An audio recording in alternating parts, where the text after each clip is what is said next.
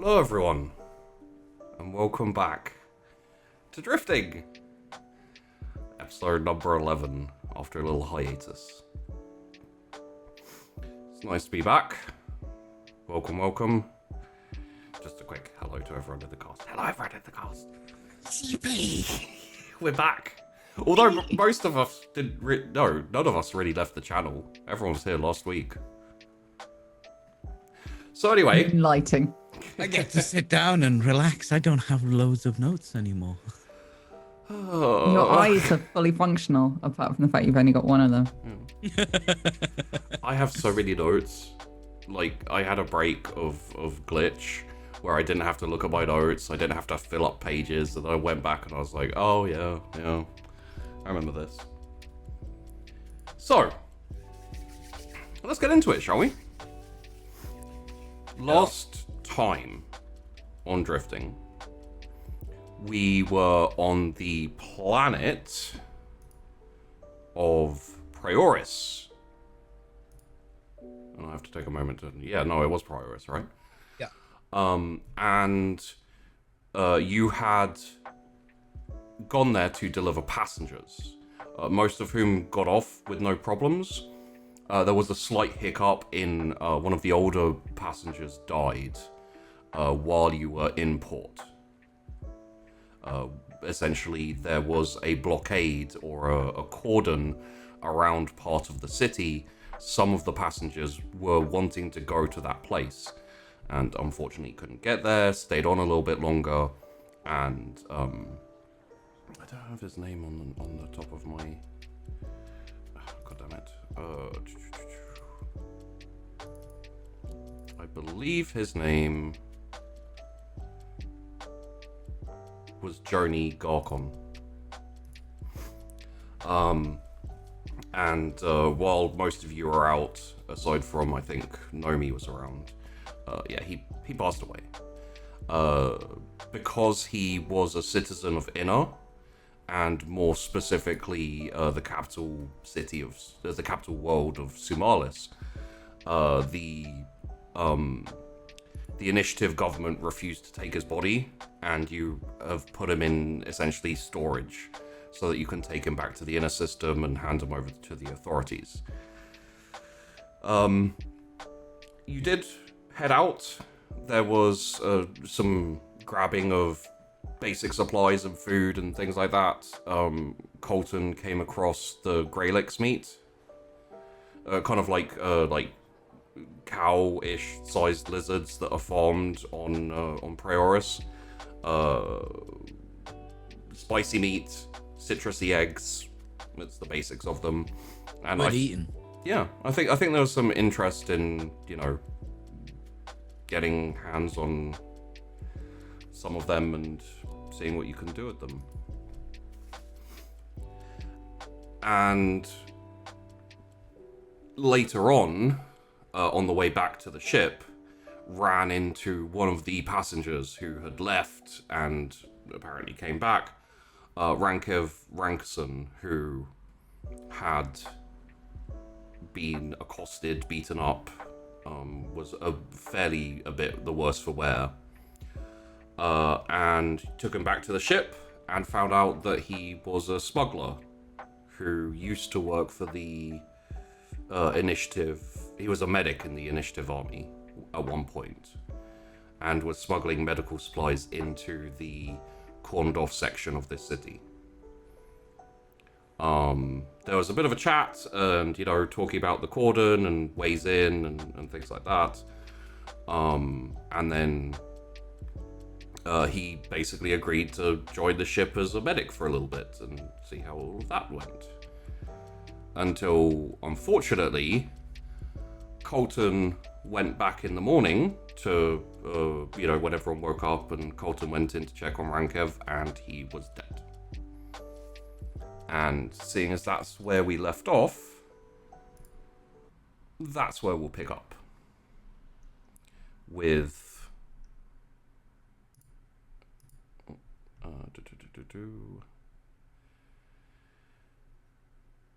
Colton. I check his pulse. Yeah, no, there's no pulse. He's not cold, so it probably happened sometime during the night. Conda Captain. Yeah, Colton, go ahead. I'm thinking we should have some sort of alert or load for a dead body on the ship.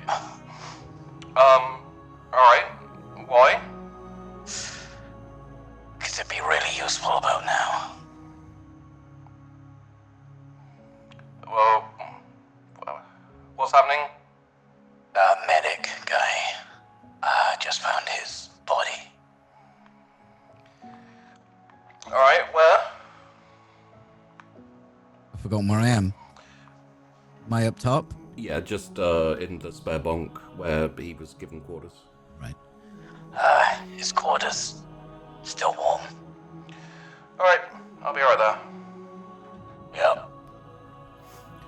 Literally like 30 seconds and the captain like walks around, the door slides open. Okay. And make sure the door behind him shuts. Just Yeah. before we, you know. So, like, it's not murder, right? Like, someone hasn't killed him? I look over the body. Does he look the same? Still beaten up and stuff? Yeah, like, so he's in, you know, basic sleeping gear and that, but he's got, like, fairly, as you, like, look over, he's got, like, fairly dark, discolored patches, and, like, he got kicked in, basically, Yeah. so... Maybe from when he got jumped. Maybe they ruptured something. Like internal bleeding? Ain't a doctor. That's a shame. Okay. What about science? She might know something. About bodies. Plants, bodies, same thing, right? It can't hurt. Can you go get Nomi? Yeah, you want me to tell the rest of the crew or... Yeah, sure. Yeah, I'll go and find Nomi. Okay. Nomi, I assume you start pretty early in the garden, so... sorry. Yeah. Farm. Yeah, after the whole tangerine tree incident, Yeah. she's taken that a lot more seriously. They know me. Yes. The medic guy. He's dead now. Why? Don't know, maybe he thought science could help. Science could help. I don't know any science, plant or human. Hmm. Maybe you could come take a look. Show me. Okay. And I'll lead you to the quarters. And as you enter, the captain looks up and says, "Oh, Nomi, we were hoping you could take a look at this guy, see if... I mean, I know you're not qualified, but you're the best we got, so..." She'll look down at him, and like for a second, as he says that, there's like the tickle of a smile at the corner of her mouth, and then she looks around like really guiltily. Yeah. The best we've got. Yes. She'll like make not a show of looking him over, but like try and look busy. She's no fucking clue what she's doing, really. Yeah, if I would say either a medic or science. Let's have a look.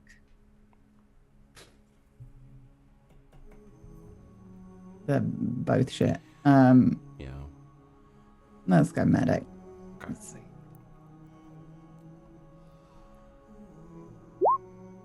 Oh, it's done that thing again. Hmm.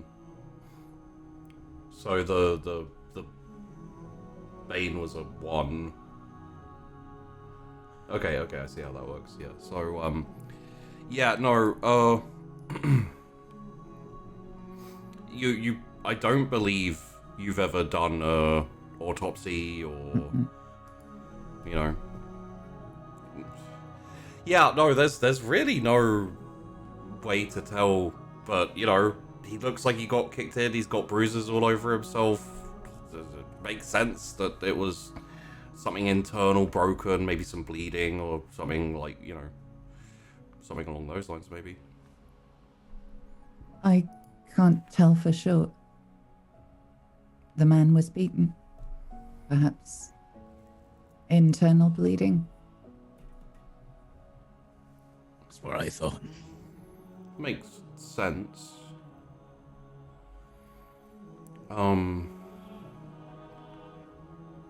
I guess we have to decide what we have to do with this body now. Captain, Yeah. you think Doc's gonna be a bit concerned that this is the second body in as many days that we've reported? Yeah.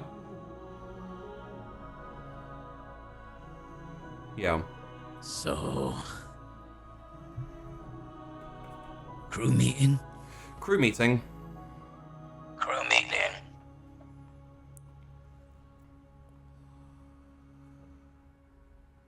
So, a few minutes later, in the by the bridge in the kind of like crew area relaxing room, everyone's there. Everyone's either sat down or standing about.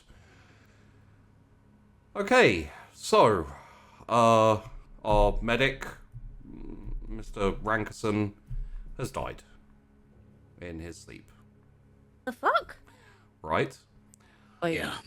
of a disease or It looks like our thought is internal bleeding.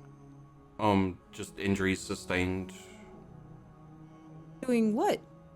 when he got beaten up. Oh, Problem is, we don't have a medic again. It's kind of hard to tell, and Nomi did her best, but he's not a plant, so right. I don't think anyone else has medical training. Just the very, very basics. Are we just gonna have to reserve a space in the garden and turn it into a fucking graveyard? What the fuck is happening? Right? The problem is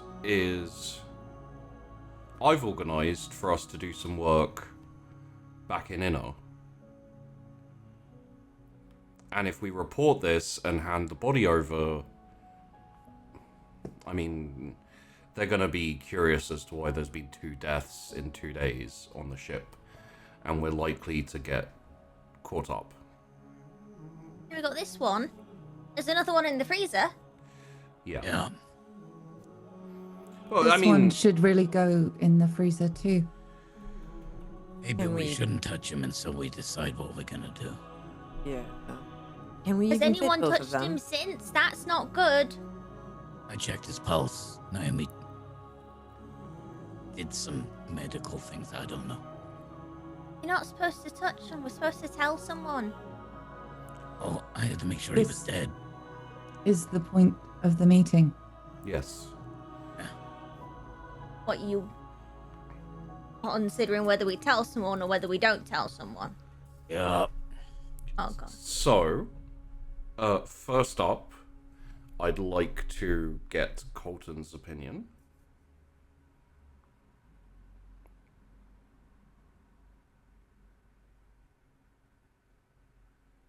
I don't think anyone's gonna enjoy my opinion. Well, it doesn't matter if we enjoy it. We respect it. I say we space him.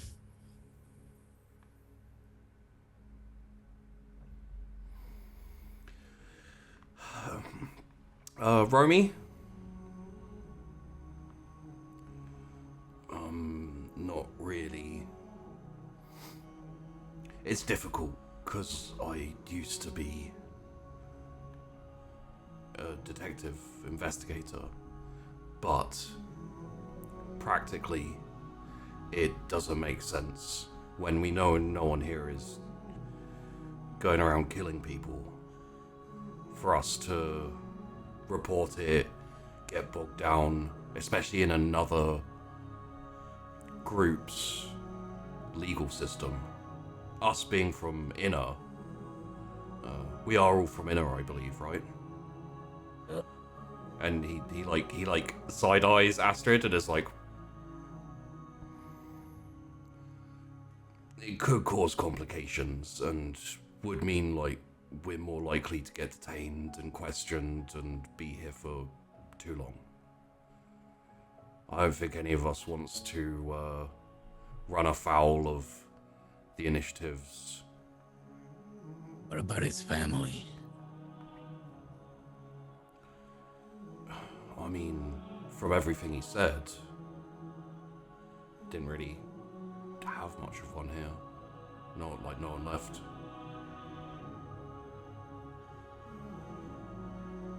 Sucks. Actually, it makes things easier. Another dead Nobody's body hurt. makes it easier. If he had family, we would need to inform them. They would be upset. This way, nobody is upset. It is more Morally. victimless this way.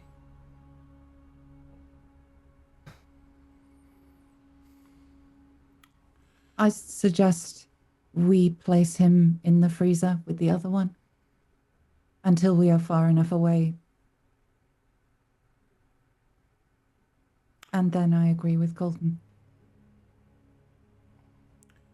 That seems pretty reasonable to me. Don't like it, but the Astrid? other option.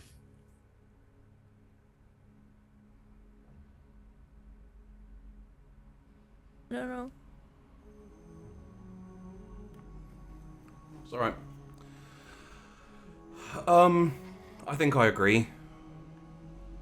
There's no reason to make life more difficult for us.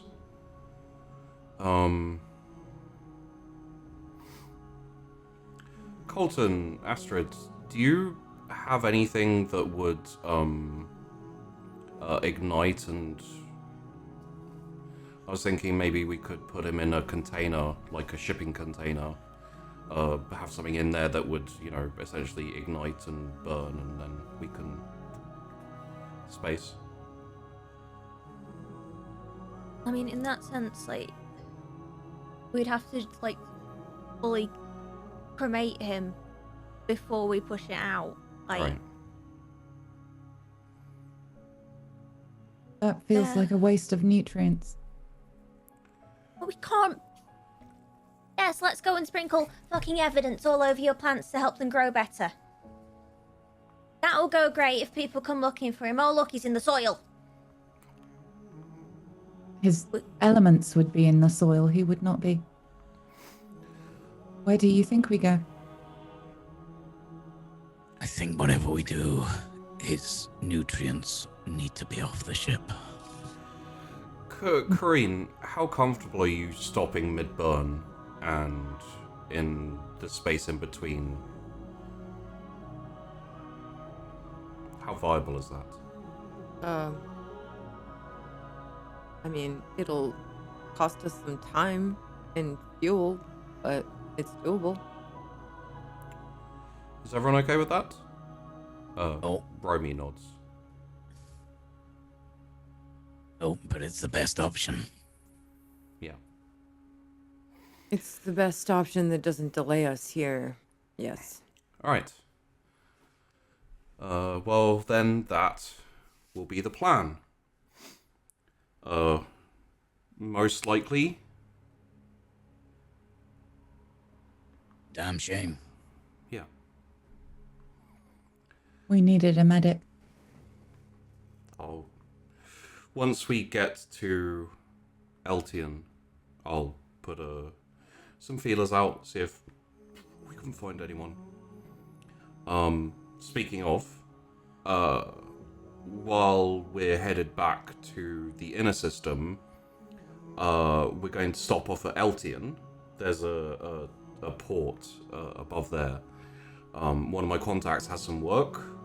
I've managed to essentially drum up work for all of us so we can do some more jobs, earn a little extra money.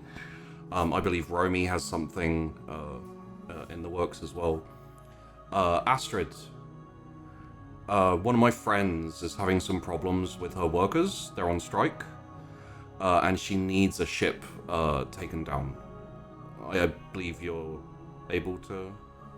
Okay. Do that? If you need help, I can lend... I don't really know how to break down a ship, but I can lend assistance. Yeah.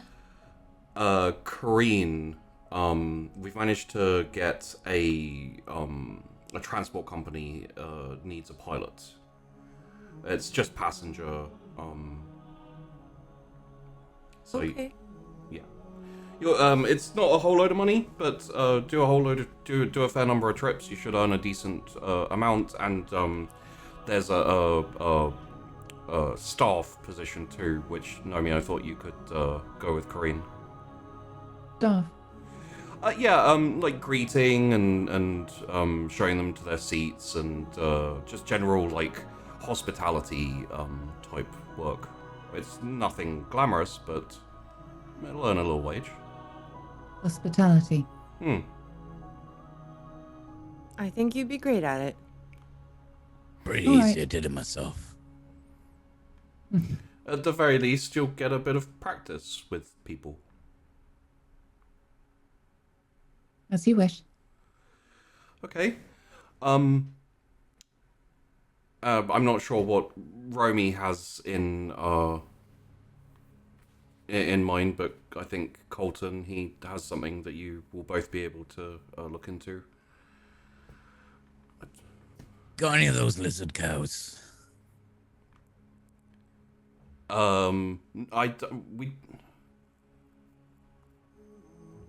tell you what, when we get back to the inner system, we'll see about drumming up a contact.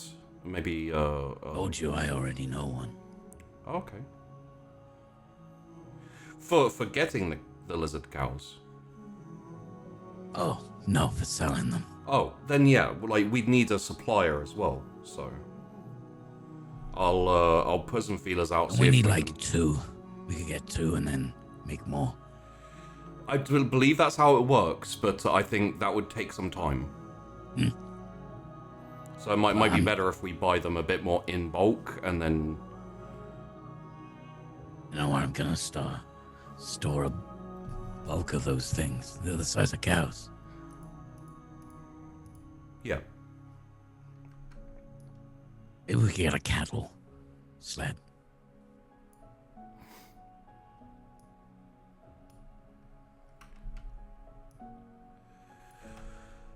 All right.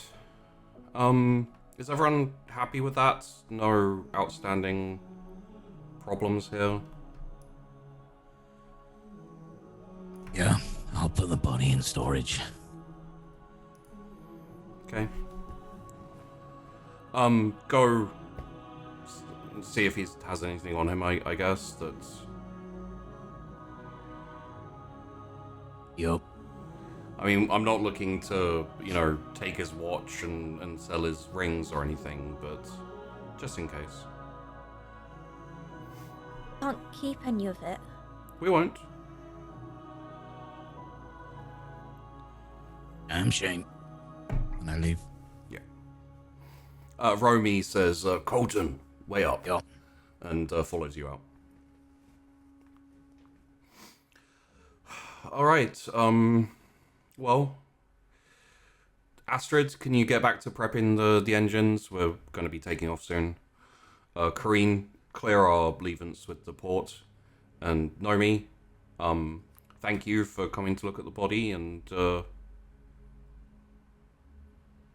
you need any help in the farm, let me know. No. I will be fine. Thank you. Okay. And Captain walks out.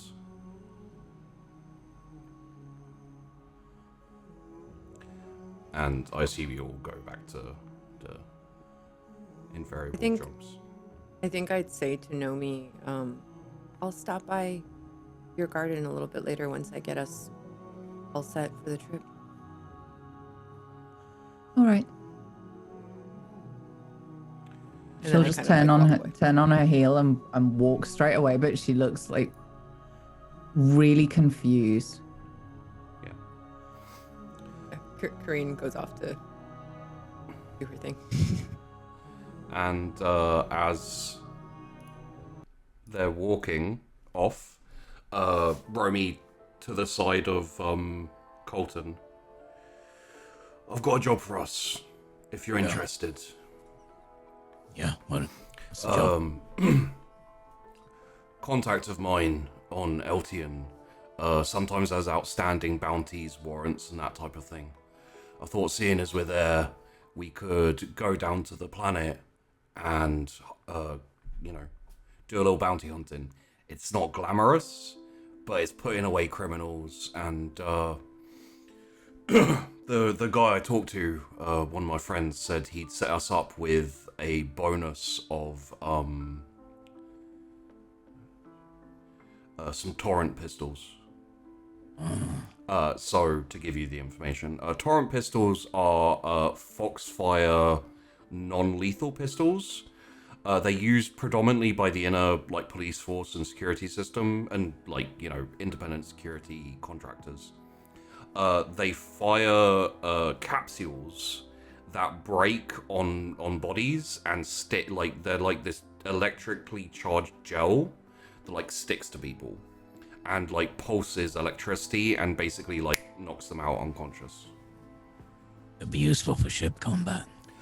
One of the reasons I thought I'd take the job is because we seem to be occasionally getting into some difficulties, and having a... Not that I don't appreciate your vast armory, which could probably invade a small planet. Maybe some non-lethal options would be advisable. I mean, could kneecap him.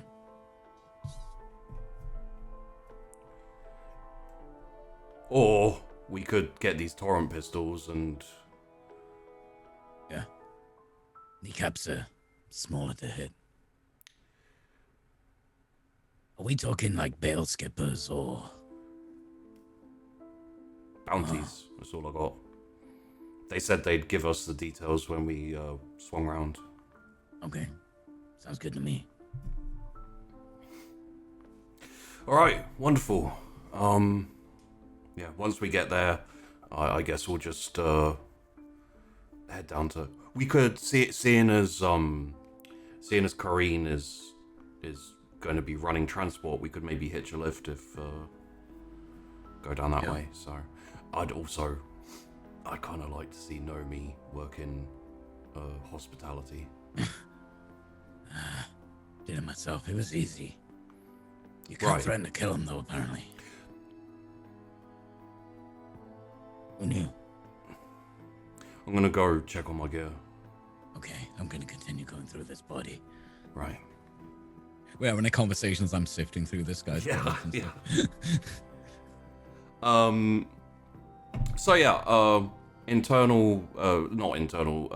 bruising over the body, and going through it, you have the regular stuff, you have his ID, his papers. You do also find additional ID and papers for someone called Ankar Killier.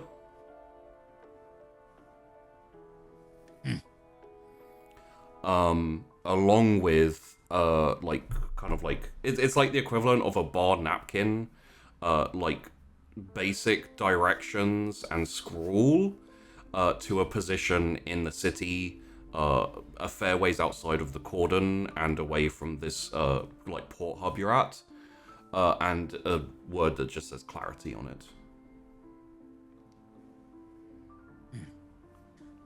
Do I see any evidence of his service?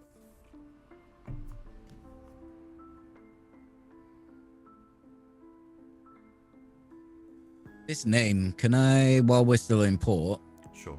what I'm gonna. Oh god, this is dumb. I'm gonna just keep the napkin and the ID.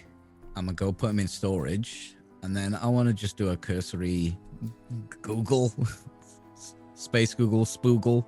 For Ankar. Yeah. Kilia. Okay. Give me. As a sidebar, you can always ask someone else to do it. But if you want to run it yourself, That'd be recon. I think that would be electronics, to be honest. Take run it with a what's it called? Bane. Just because you're going through systems that aren't inner systems. Oh yeah, I remember this. That's the whole rolling really well all the time. We're back to drifting, everyone. Yeah, you essentially find the civilian records for Ankar Kilia, and it's just like public records, things like driving license and medical license as well. There was one point where he was trying to get into medical school, and his the face matches, like slightly younger, the photo on record, but matches Rankev Rankerson. Okay. Listed family, planet of origin. Planet of origin is Prioris. And his listed residence is inside the cordon.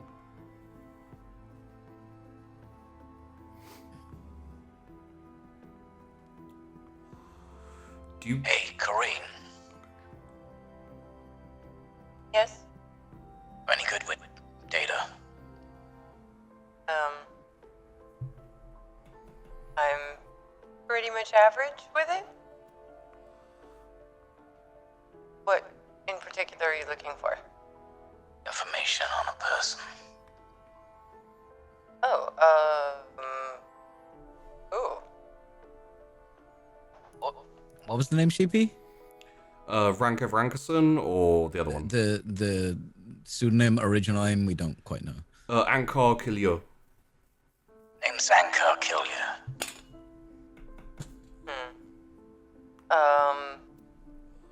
I mean, I can do a search. I don't think I have any greater access than you do. I've done a search.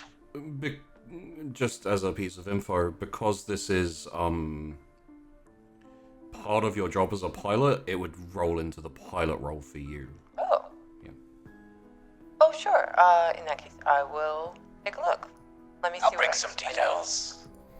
Do you also want to look into Rankev Rankerson or not? I'd probably suggest that when I get into Okay. I make coffee as well. Yeah. Normal coffee. Yeah. No crack. I'm trying to stay away from the crack for a least. But it's just so Moorish. So, I found this ID on the medic Rankev. Different Okay. name, same picture, Huh. medical Interesting. history. Oh, okay. I'll definitely look into this. That is strange. You don't have to roll with a Bane, but you can roll pilot. Essentially, Colton, you've been using like the console, which it is good. It accesses the outside, but like the system Kareen can access is okay 5. No, thank you. It's nice to have a failure. I can finally you can't find any additional info on the ID, and the only thing you can find is the very basic records of Rankev Rankerson. There's a picture. It looks like the medic who, as he was, like it's not an older photo, but that's it. You can't find any like records of him or anything. Found this napkin. What's on the napkin? Anything? There's like vague map of the city pointing to, you know, kind of like X marks the spot type. You know, just like going from the hub or and then like throughout the streets and stuff like that. It's a fair ways away, and it has the word clarity on it, like scrawled in the corner. I was thinking of checking it out. Yeah, we probably should. Interesting. I can't get you any more information on him, but I'm happy to go with you to check it out. Maybe we should take Nomi? I mean, what if it's dangerous? I kind of think she can handle herself. She's a farmer. She doesn't know how to use a gun. Okay, question. Yeah. Because I don't know anything about Nomi, but have I seen her use like pruning shears and like cutting implements in the garden? Dissecting a tree like a ninja. Does she often do that? You've seen her working, and she's very. You've seen everyone's seen instances of her being dexterous, but there's no real Very bendy. Yeah. If that helps. There's very little indication of martial prowess or military training. Colton has only noticed that she's good at mimicking. And that's about it, and that doesn't really, as far as I know at least, doesn't really raise any red flags for him. Aside from that's a little bit, you know, maybe she was a dancer. But in terms of, and like, we can actually have a quick word on this. As far as I know from the crew's perspective, I think the people who would be protected in a fight would probably be Astrid, Nomi, and Corrine. Which sounds extremely sexist now I say it out loud, because the rest are dudes. But Catherine, she's just a woman. Astrid can fight, but She can fight and she can use a gun. she is also kind of the little sister of the crew. Colton, if Colton had a choice, Guns, mate, let's go!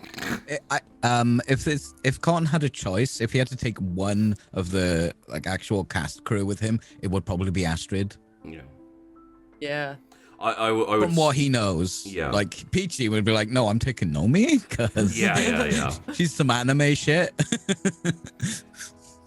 I would say, like, Nomi hasn't really displayed much in terms of combat prowess, like, to the crew. I would say the captain and Romy would probably pick Nomi to go with, just purely because Corrine is a ship body, and Astrid has fallen apart a couple of times. Oh, okay. The main thing that's sticking in their I get it. the main thing that's sticking in their heads is the mining station. And there's been a couple of conversations between Romy and Astrid and the captain and Astrid that's kind of cemented that baby sister vibe that She's got emotions. yeah. Oh no. How dare! I mean, we've I got to would compensate for Nomi's fucking void. Yeah. Like, Maybe we should tell the captain. Yeah, maybe.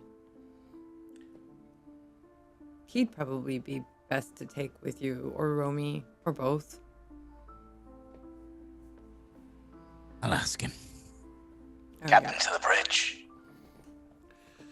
Alright, on my way. Minute passes, captain wanders in. Yeah, Corrine, how's the preparations for takeoff? We're pretty much set to go. I'm gonna have us drop out of the burn about halfway, Yeah. kind of in the middle of nowhere. About half Yeah, and yeah, we basically have clearance when we're ready. But there's a thing. Yeah. Thing?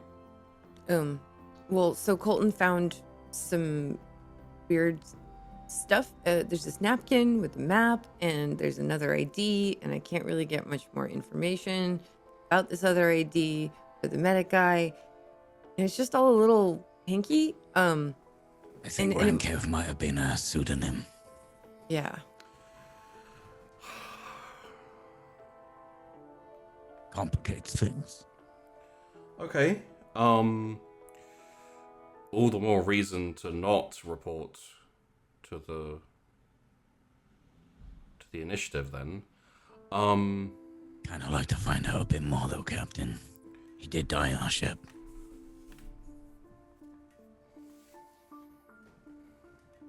Tell you what. If we come back round this way, I'll make sure to take a detour here and we can look into it. But right now, I just want to move on, get on to the next job.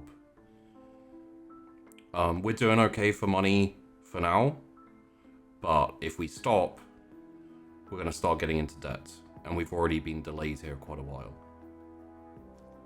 I'll look at Colton and just be like, you know, with these bodies in the ship, we are probably better off getting. We can definitely come back. It is interesting, but it might be safer to check it out later. Right? Yeah. Yes, sir. I don't like the vibe of this planet. I'd like to get away from it. Perpetual war. Hell. Yeah.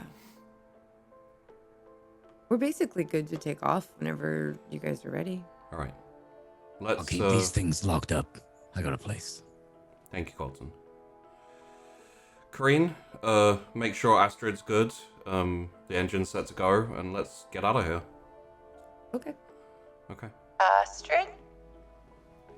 Hello, Astrid's Engine Emporium. What can I do for you? Are we, pretty much all set to take off? That is a affirmative. Alright then. Getting us going. Thanks. Let's go. Okay. What was wrong with that? You goddamn engineer! Well, I mean, like, you did kind of say let's go. No, I didn't! It's a me, let's go. Oh, fuck you. So, during the takeoff, everything is fine. Take off from the station and head towards the head back towards the inner system. You're heading to Eltian. It's going to take a couple of weeks. Astrid, in terms of fuel, this will burn off another fuel cell, the big fuel cells. With the stop, I think you'd actually probably have to put in a new one about 3/4 of the way. So, Make sure we coordinate that. yeah. And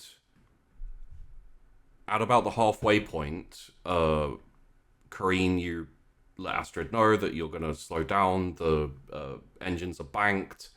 The burn slows down, and you stop just essentially in outer space, in the void between the systems. And the body of Rankev Rankerson inside this kind of small shipping container. It's quite long, it's quite flat. It works as a coffin, essentially. There's no markings of our ship on this container, right? No. What about the other body? The other body's still in We're keeping that. the freezer. It's going to be handed off to the inner government once you guys right. get back. But if there's a conversation needed about should we also space old man, like you're already doing it, so. Nah, he got family. We can Yeah. take him there. Plus, he died of old age. It's kind of clear cut. Yeah. Sorry, my brain skipped for a second there when you said that. And I saw Are you Nobi's suggesting he face. didn't? He's very old. It's more she's thinking like we've already told the government. Mm. If he vanishes now, it's really suspicious. So all his stuff is in that box with him, right? yeah, Everything's accounted for. Nothing's missing. nothing's missing. Okay. And the Not true. it's close to true. Can I tell that the captain's lying? Roll me. And this will be just a standard. Let's have a look here. Roll me a deception, because if you're good at deception, you should be able to tell when other people are. Make sure it's clicked all over onto normal. Okay. Deception.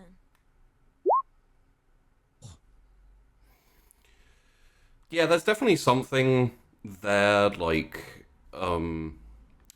with that 12, essentially, you get the information, like, you look at him, and you can see his hesitance, and you're like, he's clearly not telling the truth. But you can also tell he was trying to tell as much of the truth as he could, so it's like, yeah, you know, like, all his stuff's there. But there's... No, she doesn't care. Why are you lying? Everything attributed to Ranker Frankenson is on that body. Well, not everything, obviously. Why is he lying? There was some papers belonging to someone with a different name. We did some investigation, and it turns out to also be him. It was included with some...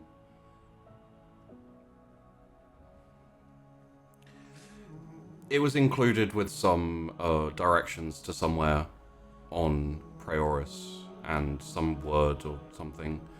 We considered investigating it, but Why? we wanted to leave. That needs to go in the box with him. Whatever secrets, whatever he's got, that dies with him. But this is complicated. Yes, Colton, there's lots of complicated things. Mainly so we cannot be implicated in this person's disappearance whatsoever. Like, it will look so dodgy if there's found out to be not one, but two people who have died on this ship. Like, enforcers will find out, they will come on the ship, they will look at the crew logs, shit will just go... It is not... We can't... What if this other name of his has a family, has a life? They deserve to know. Well, we could just remember the name and remember the location and check it out at a later date. We don't need the actual physical... We don't need thing. the physical... No, we don't. And we Okay. don't need to go digging either. Okay. Leave it. So, Colton, can you... Yeah, I will. I won't put the napkin in there, but I'll check. I'll check the other things in there. I'll make a note, but I don't want to put it on the system. I'll remember. I'm good with maps. But Wait, it when would you- be when- the ID and stuff and all the info on it. Yeah. when you said you Is there a scanner? Do scanners exist? Yeah. When I But scan it it, would go onto the system and in the logs of the ship. Wait, when you said you found out that he wasn't who he said he was, but it's also him, how When- did you find that out? We're not... Well, we, Colton? Just Googled him. What do we use for search? Have an I implicated checked dead this man's name database. after he disappears on our ship logs. Came through Well, the ship. he was our passenger at one point. He was Yes, on but the I ship. mean, it would have logs. been fine if you searched it while during transit, but after he's missing and dead. Nobody will know that that's the order of events. And according to our logs, he left the ship. But he never came back. I should have just like really stressed out about this. Yeah. Nomi is watching her intently right now. Yeah, Kareen's just kind of like, he seems more stressed than is maybe warranted. It doesn't hurt to be cautious. So we're not going to investigate it anytime soon. If we're back in this area, we can maybe look into it, or at least see if there's any fallout from the whole thing. For now, let's just shove everything in there, send him off. I lay out the ID and the map Yeah. and everything in front of Kareen and give us a minute so she can take it in. Yeah, I just, I'm assuming since I'm good at maps and navigation. Very easy to... Okay, I think I've got this. Okay. And if anyone would like context on Astrid, and I would say I mean, it depends if they want to ask. You'll probably end up telling them at this point. yeah. I don't think Nomi would do that in front of other people. I meant more kind of like a a read on the problem. Oh yeah, yeah, okay. Roll just straight up social, I'd say. Or if you have any skills that you think would be more appropriate for like body Deception. language. I think this is just like she's fucking hiding something. Yeah, I'd allow Badly. that, but what you'd get would be different with the deception roll. I'm gonna get fucking nothing on a social roll. That is, yeah. I mean, you can all tell to a certain degree that Astrid's panicked and worried, but the actual reason for it is a bit more nuanced. I think Colton can understand why she'd be stressed out. Well, I think Colton can assume. Yeah, that's what I mean. Yeah.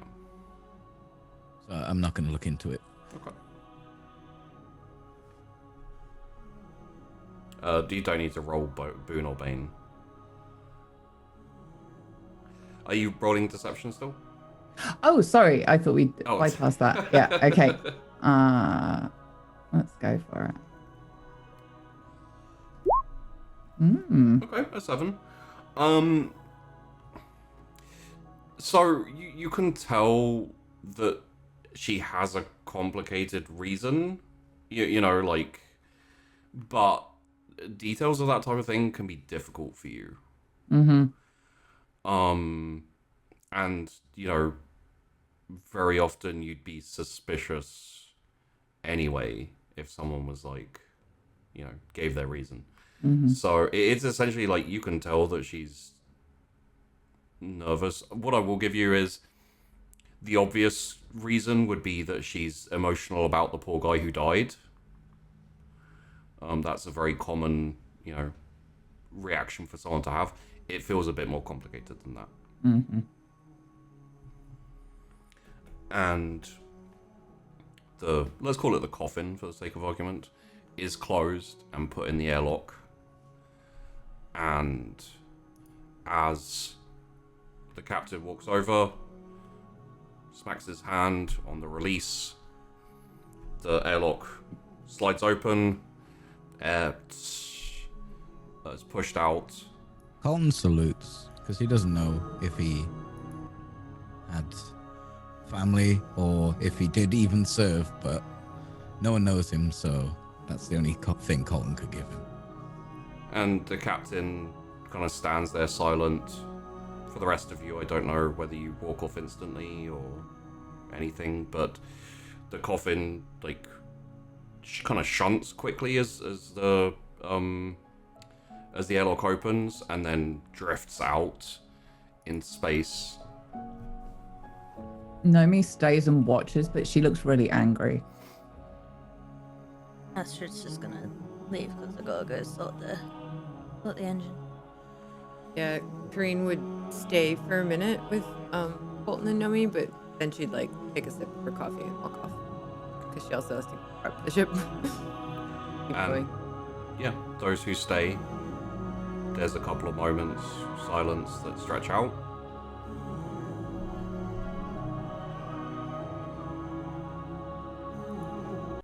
And then the captain says, "All right, let's go. Yeah. Work to do."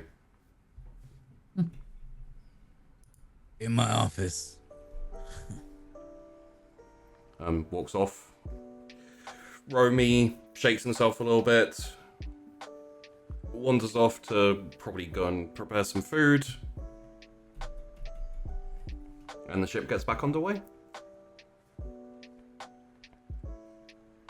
Crane Go on. Go ahead.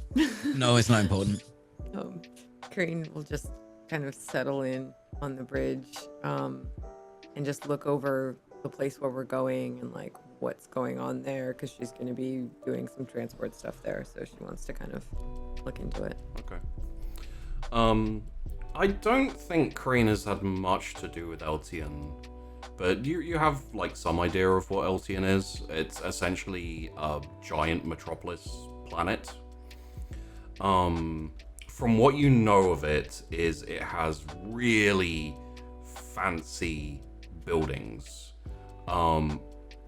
Very high rise, there is like a layer of smog around the planet, but it's industrial as well, you know, it is a bit.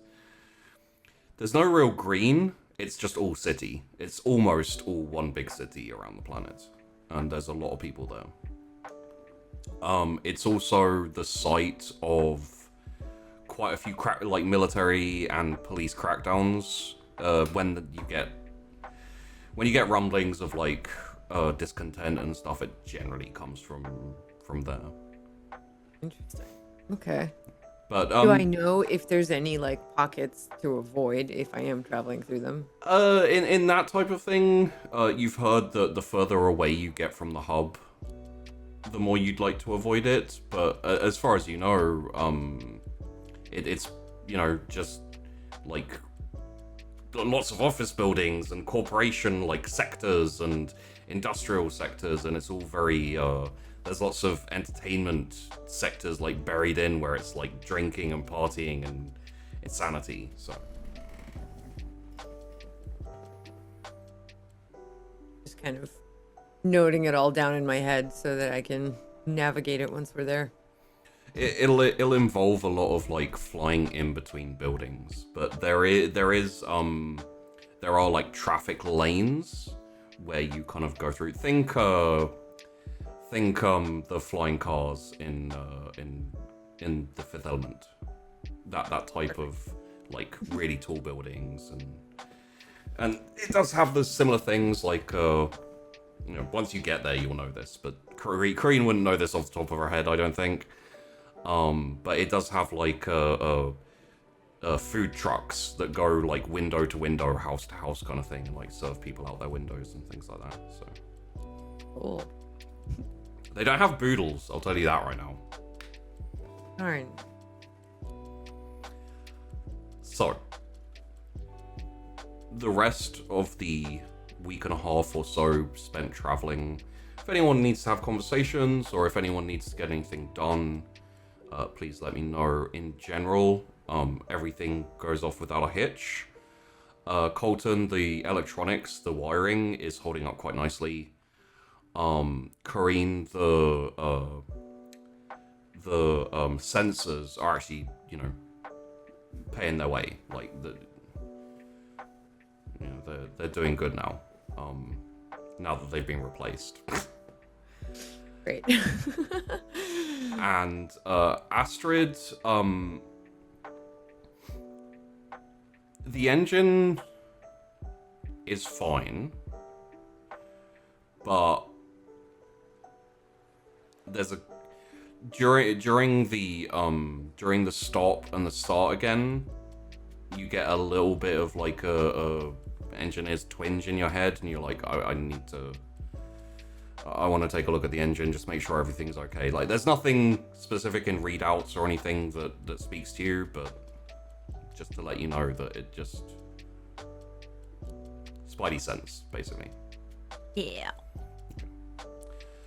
And Nomi, in terms of the plants, coming along nicely. The tangerine, I believe, was unsalvageable. Yep. Yeah, that just sticks in the compost now. Just sticks in the compost. But Like the dead body should have been. Only Nomi thinks that. Maybe. Everything else is coming along nicely. You've got your first crops have come through and been harvested.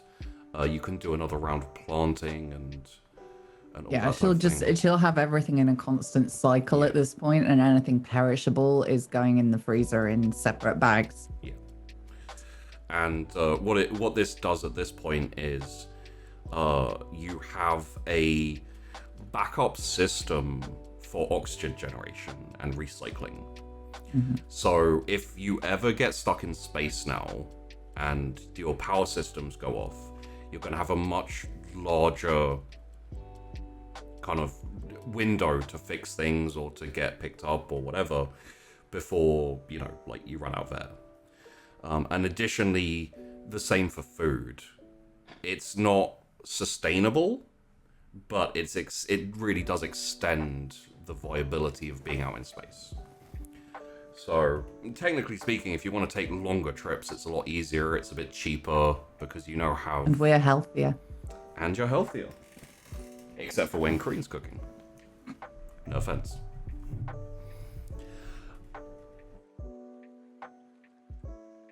So, aside from those things, if anyone wants to, have a conversation, if anyone wants to get any specific work done or work towards something, let me know.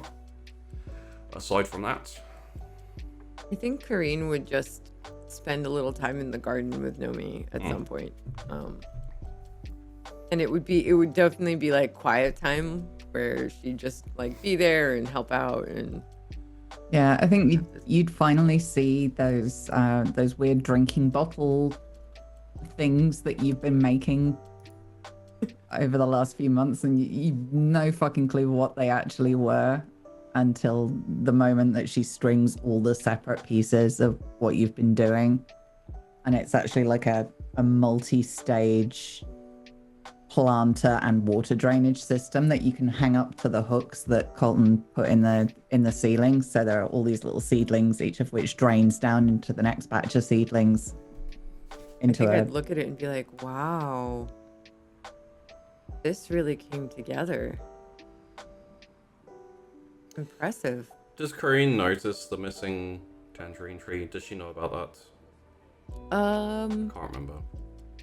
I think she noticed when it happened. Yeah, okay. Didn't she? But Nomi was like kind of very Closed off. yeah, and so Kareen didn't like. It definitely wasn't brought up, I know that, but I couldn't remember whether it was noticed. I think it was noticed, but she realized that she should just kind of leave it alone and help her work. So It's the most efficient use of water. brilliant. You And water it's once, they water themselves. You collect the water. Perhaps one day we will find some sort of hydroponic system. But for now, this was free. Yeah. Very cool. You're really good at this. Just for a note, Nomi, you keep the temperature in here very, very regulated. It's not cool. No, it's not. Fuck's sake. No, I'm just saying what's going through Nomi's head right now. Yeah, you saw I it. can't deal with two of them. Yeah. I think I would just kind of like look around and nod and then kind of look at her reaction and be like, and then just like help with whatever needs helping with, and then go back to doing my thing. Yeah, I think it's very like there's a noticeable difference in the way she is with the garden now and with you present. That it's more of a just get stuff done and move on to the next thing. She's much more busy, much less yogic, I guess. Yeah. About it. Yeah. And for a little context, Kareen, how do you feel about running basically a taxi service with Nomi being the hospitality kind of, I mean, I don't think it's going to be any worse than Colton was. Hey! Yeah. I mean, not to say that he was that bad. I mean, he How will you know when I'm joking? I have no gun to cock. yeah. Exactly.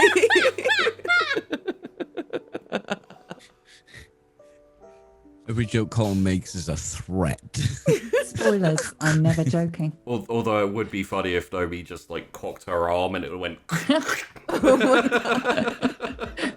Just load my fists. Yeah. Yeah. I mean, I think Kareen would just think that it can't be like Nomi doesn't seem like the type to just randomly threaten people, so Yeah. she might be a little awkward, but They're not threats, they're promises. Yeah. yeah. But Kareen doesn't know that. So it's fine. Yeah, she doesn't know that. But to her, Nomi just seems Awkward. capable and focused on doing a good job, whatever that job is. So she feels like she would just do okay at anything. She just seems very capable to me. Yeah. She is noticeably a little pissed off at the moment, though. Just a little sharp. Yeah, I guess I think being in the garden and seeing that, Kareen would just kind of help and probably not talk and then probably head off and just kind of give her space. Yeah. Okay. It's funny because like it's kind of become the safe haven for Kareen and Nomi to like interact, where it's like we come here to get to know each other by not talking and doing work. All right. As time passes, you eventually get back into the inner system, slow down the burn to the point where you're running off the just propulsion engines themselves, and make your way to Eltian, which is actually, reasonably far out in the system, so you don't have to go too far. A couple of days, and you're finding yourselves being held by the station. Just ask for your credentials and your boarding pass. You send it over electronically and land on the station. At which point the captain says, "All right, crew meeting down by the bridge. 5 minutes." Coming, Captain. Copy. So, everyone makes their way down there, I assume. We don't have any grumpy holdouts who are like, "No, I'm gonna stay in my room and play loud music." I will have a grumpy holdout as I'm there, Yeah. as usual. Just my standard grumpy Well, holdout. that's one of the names of your guns, right? Grumpy holdout, yeah. My holdout, call it grumpy. Crew meeting, who's dead now? Yeah, seriously. Alright, so, I am going to work on finding us another proper job. I don't know what it's going to be yet. I'm hoping, maybe transporting something. Colton, I'm going to look into organizing that Greylix roundup, and you said you had somewhere we could sell them? Yeah, no farm. Okay. I would like to request we don't have to deal with people anymore. Deal with people? Yeah. Transport. Oh, They keep dying. passengers. Yeah, no, that's, there may be times, but, for a little extra money if we're going in that direction anyway. I can't promise not to. We did spend time and money on the beds. And the shower. Maybe we could install some cameras heart monitors, get a medic. I think getting a medic was a good Working on the idea. medic, yes. Yeah. Either that or send someone on a course, maybe, for first aid, or I don't know. But yeah, we will do our best to avoid another big passenger run like that. But you know, the money was decent. Okay. So, Astrid, you and me, we're going to go see my friend. We're going to see about breaking down this ship. The contract is going to be 20,000 for the job. And there's been a problem with the ship, which is why it's being broken down. If we can figure out what the problem is with the ship and why it like broke down, there's a bonus in it for us. So Yeah, we'll get that bonus. keep that in mind. Romy, is everything sorted? Yeah, no, I think me and Colton will go along with Kareen. If you head down to the planet, then we'll catch a ride in what you're taking down and go and report in to the police. Well, security forces. Sounds like a plan. Okay. Sheepy, question. Yeah. I assume I have a gun license for this is Altian, right? Yeah, so one... I have an inner, a gun license for the inner, I would assume. Yeah, in the inner systems, one of the benefits of military service is an automatic attachment to your citizenship, the right to carry basic firearms. And when you say basic, Pistols, like personal defense weapons, basically. what about hunting shotguns? If What about sport SMGs? not really. What about emotional support sniper rifles? No, those are They keep changing the regulations, Romy. no, they don't. You were just a soldier for too long. I remember when I could walk around with a 475 on my back, and it was fine. That was when you were in the military. Yeah, good times. Right. So we're not gonna be taking weapons into a security police station. Apart from the necessary. No.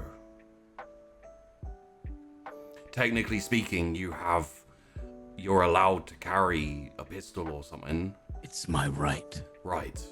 Right. Right. But we're getting weapons when we get there, and we're gonna go hunt down a bounty. Yeah. So we're agreed. Kareen, Nomi, are you set up for your job? I suppose so. What am I flying? Just a very basic shuttle, essentially. It's not pretty. It's a passenger shuttle, so think kind of like small aircraft taxi cab kind of vibes. Do we have a passenger list? I think you're just working for a transport company. Essentially, they'll radio you and request you to pick up VIPs or passengers from a position, take them to another position. You're basically buffering their overworked transport company. Need some extra pilots, essentially. Right. But when you get there, you can maybe ask for if they have a passenger list. I'm sorry, I didn't look that deeply into it.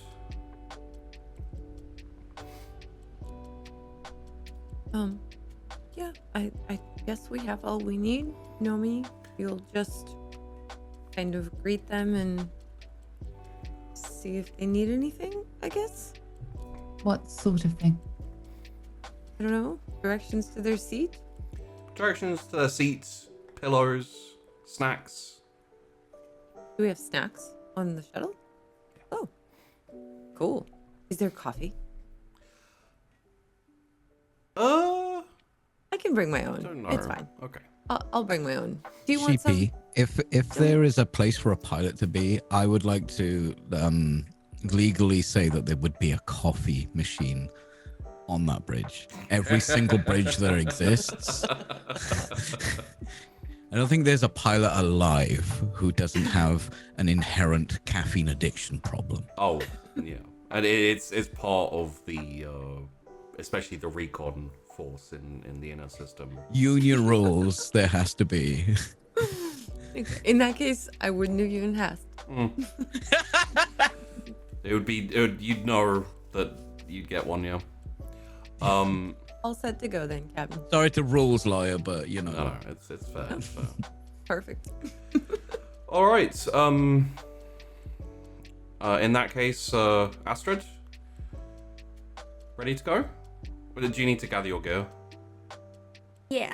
I imagine they'll have tools and stuff for us there, but if there's anything you're worried that something specialist that you might need. Yeah, I'll go get some things. I'll meet you back there in 10 minutes.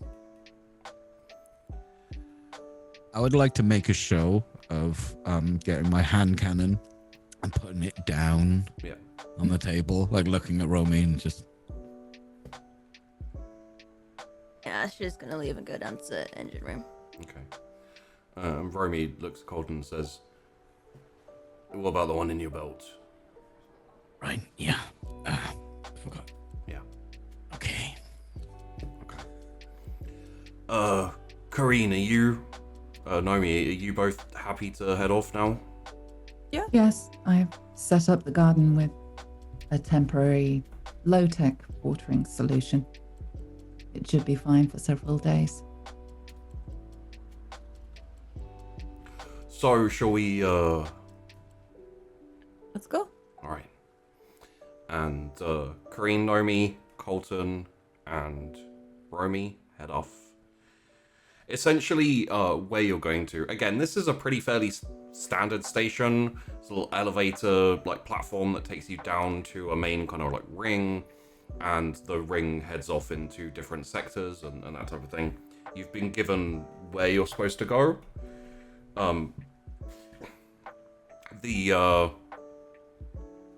The transport company is like lightning fast transport, you know, one of those crappy.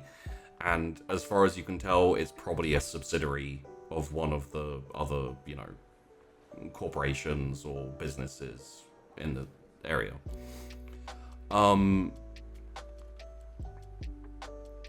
So you know exactly how to get there, and aside from like traversing through people, walking to work, getting off work, etc., pretty easy.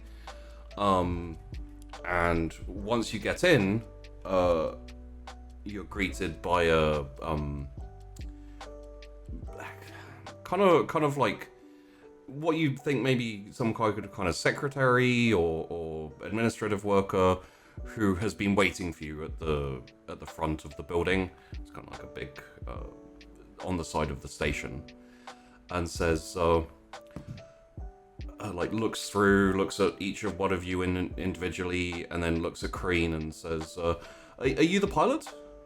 Yep, that's me. Good. And the rest of you? Well, Nomi will just sort of staff the shuttle, and the others are catching a ride. Okay. Okay, great. So glad you've managed to make it. Come with me. I'll show you to your vehicle, and I'll give you the details as we go. And kind of like bustles off all hurried and everything. Okay. I like shoulder my whatever little thing I have with me and walk after him. Yeah. And Romy follows as well, just kind of like trudging behind sullenly. And they say, it's standard 500 credits a trip.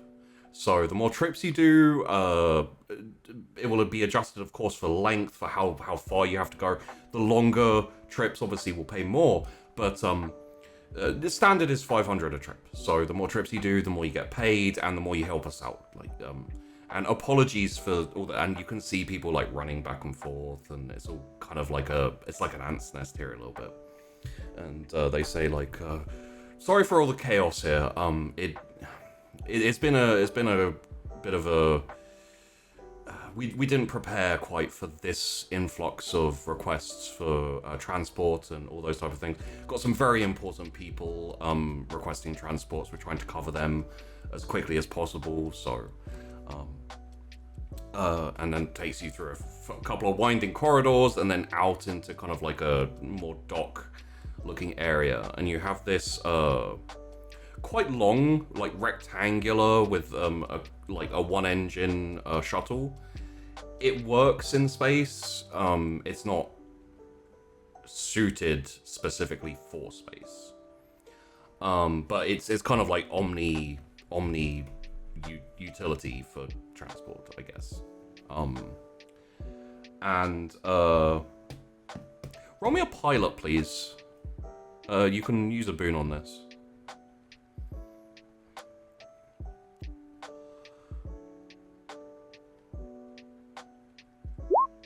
Oh, nice. So this is a technically what's called a small utility ship. But it is a shuttle, a transport ship. It is a much newer version of the Trialia transport ships. This is a Mark 11. It's much more designed for comfort as opposed to speed. So less shaking, entering and re-entering the atmosphere. Very much sort of like a luxury car, kind of. It's luxury inside. Outside, it's very ugly. Okay, that's fine. Inside, you have what you would essentially see in an airplane nowadays. You know, you've got all the seats, but they're a bit more space on the sides. They have their own individual armrests, and the seats themselves are like a bit cushioned, a bit nicer, lots of space down the aisle, and that type of thing. So cool. it's not Yeah. packed in people, anything like that. There is an engine room at the back that just has an engine. There's no real need for anything else. In the bigger ships, having to run all the systems and everything requires a power generator on top of the engine. With the smaller ships like this, like transport ships or essentially taxi cabs, they can run the power off the engine essentially because there's not much of a draw. And yeah, all of you kind of get in. There's no one in here currently, and the administrator, secretary, whoever they are, says, "Okay, so you've got your comm system up front. When there's a job, they'll call you. You'll have a readout of where to go and where to drop them off and who you're picking up." And who's running staff as well? That would be me. Right. You have and she goes over to you and pulls out this kind of like flat, like a flat line, of metal that opens up, and it's essentially like a transparent sheet of very thin glass that when it opens, it like lights up, and it has essentially the passengers and the faces and all that type of thing, so you can sign people on and make sure everyone's doing the things. So that's all you need. You just need to check everyone as they come on and see them to their seats, and that's it. If they have any requests, just give them what they want, within reason, of course. Do you have a code of conduct for personnel? Be polite. Be accommodating as and when possible. Try not to be rude. Be polite and just be nice and smile. You know, just a smile never hurts. Are you smiling now? No. Okay. So thank you very much for doing this. At the end of your shift, we'll wire the pay to you and talk about repeats and etc. Okay? Alright, good. Sorry, I hate to dump you here and then leave, but We should be fine, right? I'll like look at Nomi and kind of like nod. Yes. brilliant. Okay, yeah, just keep an ear out for requests and bye. And like turns off, walks down and walks off. It was a bit frazzled, but I think I need to sit down. Good. That was tiring. Must be busy. yeah. I think Kareen would immediately go over to like the pilot station and just kind of start getting situated, pull up maps of the area and whatever consoles and like get the lay of the situation. Yeah. Just for the sake of it, roll me Boone pilot.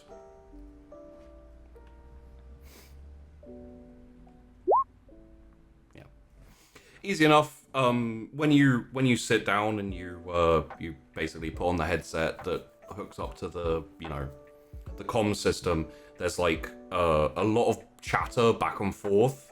Whoever was piloting this isn't a great pilot and left it on like all frequencies type stuff, so you're just hearing the chatter of different pilots running different like transport jobs on the network, and it's easy enough for you to just basically like tune all that out so that you're just going to be receiving from the HQ essentially.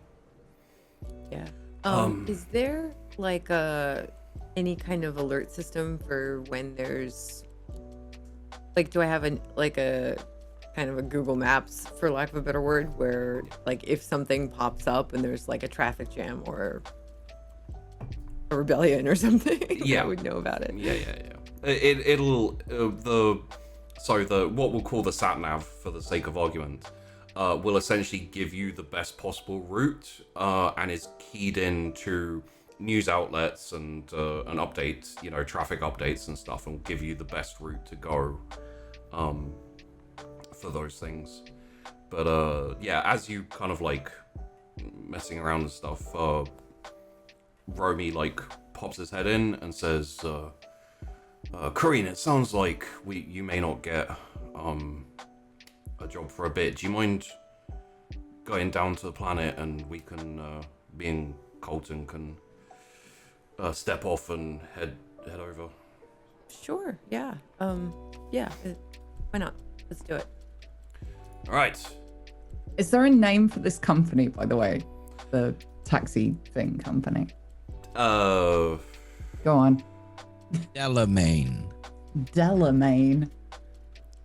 Delamain? Okay. Delamain.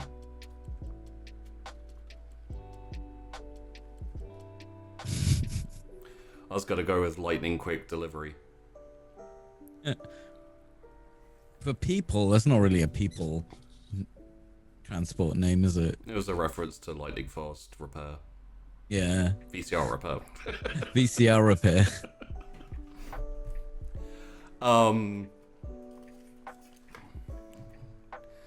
So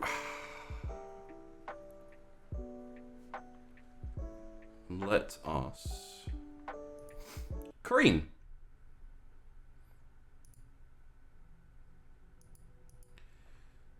As you like take off and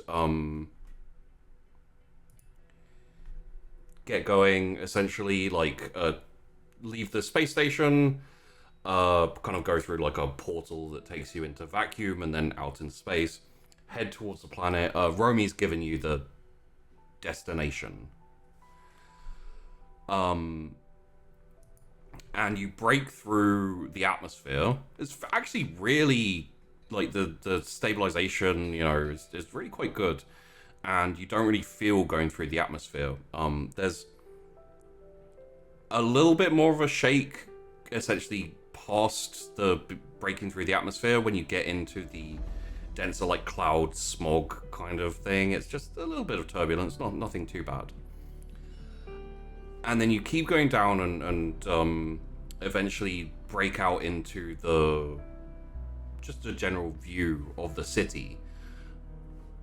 And it's like you were told, you know, you haven't really been to this planet much. But anyone who has been to Eltian, who's on the ship, by the way, so if Romy's been there or whoever, will recognize it. And it's as you remember, it's very large, built up urban area in kind of like a circle that very slowly gets lower and lower and lower until it's literally just kind of like a couple of stories housing that just go out in every direction, like over hills, across rivers, everything. There's no green, it's just urban. I think I would just kind of be looking around at it. It's not unfamiliar to me. I've been to places kind of similar to this before, probably, but it's a new place and it's interesting. So like I enjoy new experiences. I enjoy piloting through new locations. So I'm just kind of like, this is cool. Plus flying this thing, it feels pretty good. So I'm kind of jamming. Yeah. I will say it doesn't compare to the ship, the deep waters. It's just kind of a new thing. Yeah. So. And head down. Essentially, you're landing on top of a like police plaza building. Pretty much, it's like a really tall. Much more military looking than a lot of the other buildings around it, but as you're like heading towards it, you see a like flashing sirens, lights, like shuttle type. It looks a bit more military. Take off and like move away and wait for your turn to be radioed in. You set it down, and Colton and Romy step off. See you guys later. All right, just call if you need us, I guess, right? Thank you for the lift. Of course. And take off. We stay with Romy and Colton. You been here before? Not here, no. I know the police chief. Let me just check that is actually his title. I know the security force chief. Friend of a friend type thing. Yeah. Always freaks me out here. So many buildings you can't see far enough. It's not much in the way of green countryside. It's, I imagine it's quite different from New Orphan. Yeah. We can't sneak up over you. And as you're kind of like talking and heading towards kind of like the door entryway to the downstairs, there's someone kind of dressed in like official looking uniform. It doesn't look military to you, but the police Security force uniforms. security force, they're different on each planet. Some of them are like private security, some of them are official government police force, but they have their specifics to each thing. And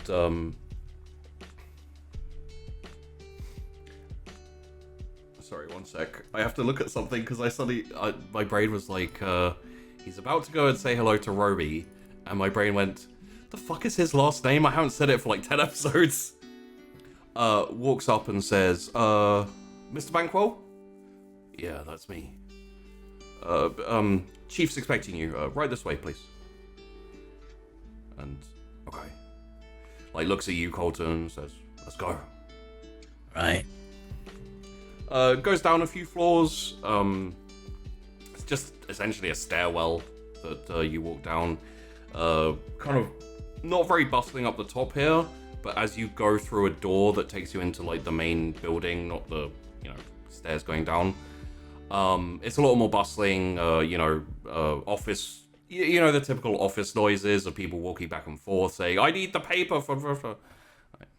And takes you to a reasonably large office. Like, this area is a bit more technological. There's like monitors and reports coming through and that type of thing.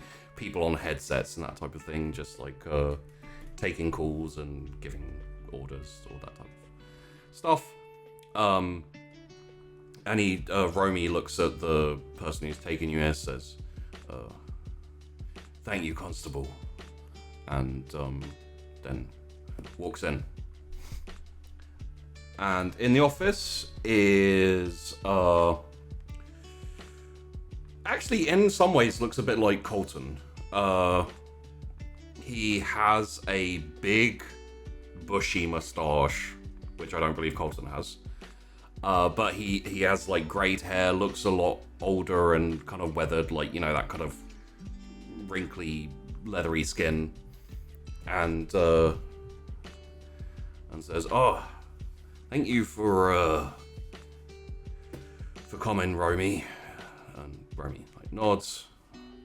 It's been a while. And he basically comes around, shakes his hand, looks over to you, and says, "How about you?" Colton Nguyen. Mr. Nguyen, it's good to meet you. I assume if you know Romy, you also former security detective, police. Ex-Marine. Oh, really? Were you part of the IMF? That what it's called, yeah? IMF. In a Marine... no, IMC, sorry. Part of the IMC in a Marine Corps. Hoorah. Right, well, you should find this job reasonably easy. And he like goes and pulls out very similar to what Nomi had actually, except for it doesn't slide open or close. It's just kind of like a piece of glass that lights up when you activate it. Hands it over, and you see what is essentially like middle-aged person in terms of looks. Nothing outstanding about their face, just kind of round face, regular looking features, nothing specific about them, but and it says Lifkin Childs,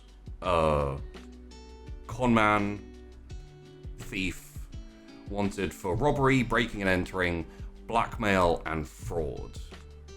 There is a bounty of 10,000 credits captured alive, or 5,000 dead on delivery.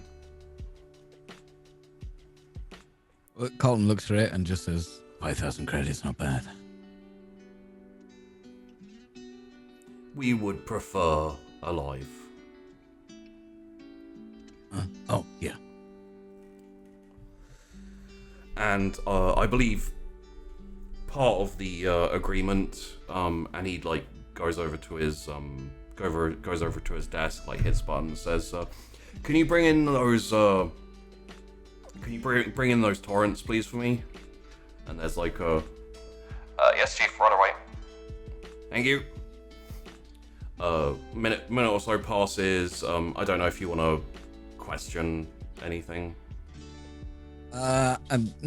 like Romy's leading the way. Yeah. Colton doesn't really have questions at this point, or if he does, he'd just leave it up to Romy, I think. That's fair. A couple of minutes pass with just like idle chit chat. They're basically Romy and you find out that his name is Chief Driskin Bowles, Bols. Calm down. Is they essentially they don't know each other, but they had contact through when Romy was a officer, a detective.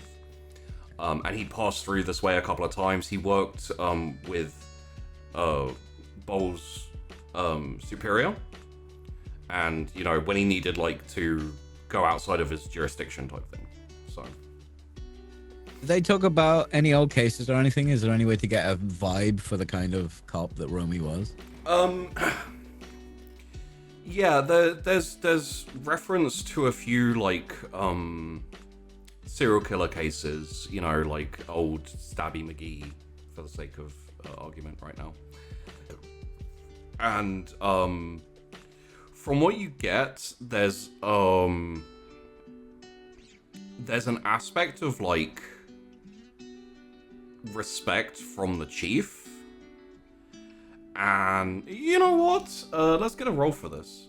Okay. Let's have a look. Recon. I would say streetwise. Recon is so much better.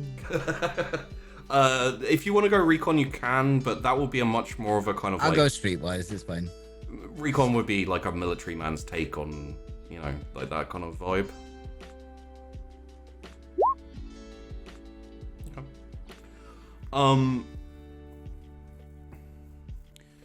Yeah, it's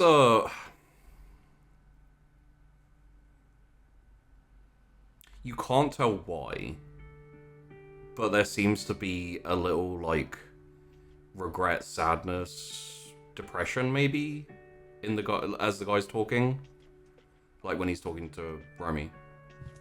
Okay. And then a younger kind of, you know, beat cop looking person comes in with a case, like comes in, lays it down. There you go, sir. So, thank you very much. And kind of like rips off a salute, spins around, walks back out, and the chief. I think Colton fights the urge to salute. I think it's so ingrained in him that every time he has to fight it. Yeah, there's like maybe like a twitch of the arm, which is almost imperceptible. Mm. And yeah, the chief like spins the case around, clicks it open, opens it up, and pulls out these essentially like they look a bit more like, it's weird to say, but they look a bit more tubular. Like there's a bit more tubes going around it. It doesn't look like a standard firearm. It's a bit more like a grease gun. A little bit, a bit more technological, because essentially it has to keep the ammunition charged when it's active. Right. So essentially, it's got some pipes that, like, you know, connect to the barrel, and when you chamber around, they basically like, and yeah. Okay. Yeah. And he says, last he was seen was in the entertainment district, about 5 blocks away from here. Mostly blue collar. Mostly. Not expecting anything. We have a little too much on our plates right now. And we don't have time to investigate this. So, hence why it's being put off onto bounties and other things. Shouldn't be a problem. He's not a murderer or anything like that. He hasn't been violent. We just need to bring him in, put him on trial, put him in prison for a couple of years, and then he'll be out. Looking at his report, can I see is there any detail to any of his, Like you said, fraud. Yeah, so the fraud, like essentially each thing has a little bit of detail in it, and the fraud is like tourists, anyone coming in new straight off the shuttle. There's one instance where he sold someone a building.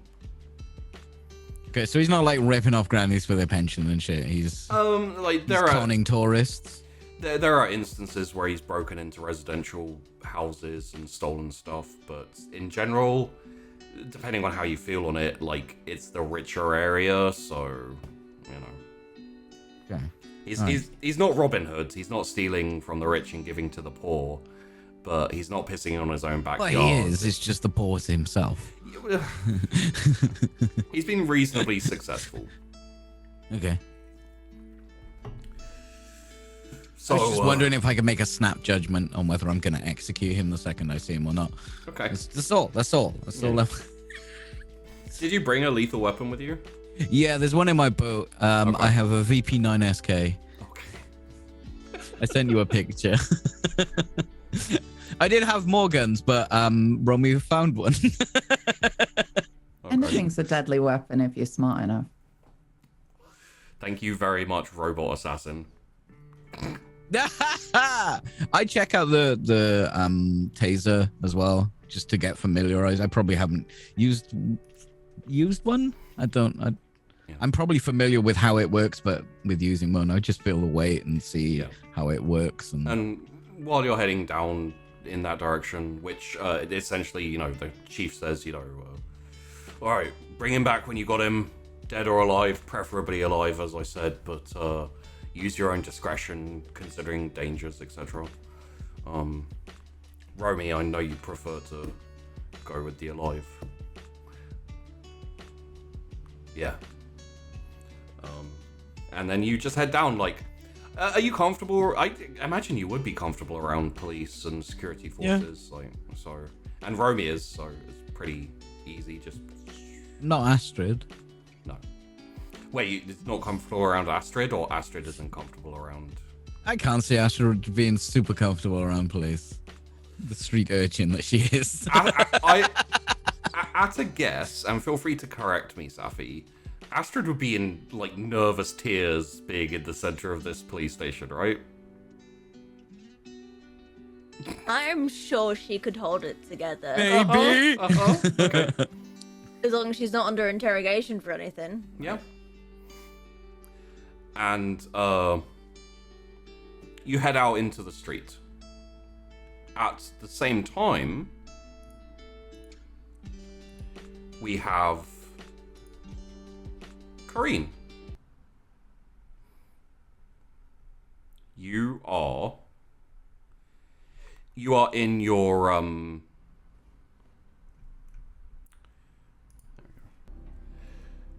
you're in the cockpit, and essentially at like what is essentially a rest stop. There's a lot of like just platforms where shuttles and etc. can rest, and you get your first call in. You don't have a call sign. My brain just went, oh, you don't have a call sign. Let's say like ZX11. There we go. ZX11, can you read me? Yep, I hear you. Okay, got your first job in. There's an office building. Location is being uploaded. Few VIPs, VPs Perfect. of the company need to be taken out to a power plant just outside the confines of the main city. Sounds good, no problem. All right. And then, wait. Hang on. Go back. Cool. Yeah. So I think where is Nomi right now? Is she like with me in the little? Yeah, I pilot would here? probably I imagine so. be there. As long as everything is set up for these people to sit down in the back, then I'd be wherever you are. Yeah. I just let her know, and just kind of like show her what we're doing. Just so she's aware. Do we have passenger names? Yeah, the list of passengers come up, and it's like It's male and female, all kind of like young looking. But that's very possible that they're still older. They just, can afford better rejuvenation, keep youngy, medical stuff. It's official medical term, keep youngy, just FYI. Keep youngy. Yeah. And they're all members of the like power corporation, supplies power to the city in this area, and yeah. If there's additional info you'd like to ask, I could give you more, but yeah. I would say there's nothing. As long as I'm like aware, if I'm talking to somebody specific, like what their name is. They're like vice presidents and CEOs, or like board members essentially. Cool. Yeah. I just would head us off to where we're picking them up, and just stay to know me. I guess just let me know if you need anything from me. We'll be arriving shortly. I should be fine. How long will the journey be? Not very long, right? Maybe. 20-30 minutes max. Okay. Just a quick run, 20-30 minutes. This thing is pretty decent to fly. All right. And you take off again, like there's just that little vibe of this isn't my ship, but yeah, it's kind of like the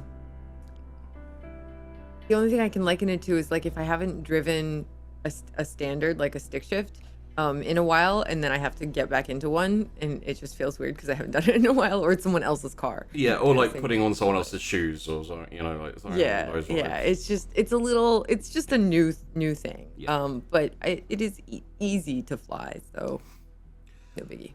And you head off, essentially like moving and melding into traffic. It's fairly freeform. It's kind of like a block area, and people are, they're not like all in line like they're on a road or something, but they just keep safe distance and like all that type of thing. Going through buildings and sometimes going over buildings as they get in the way. Some are taller, some are smaller. You see a lot of everyday kind of personal use shuttles or ships. They're a mix between flying car and transport shuttle. Very small, very simple. One of the benefits of this planet and a couple of the other inner system planets is things aren't just ground level and on the ground. Personal flying cars are a thing that some people can afford around here. For them. Yeah.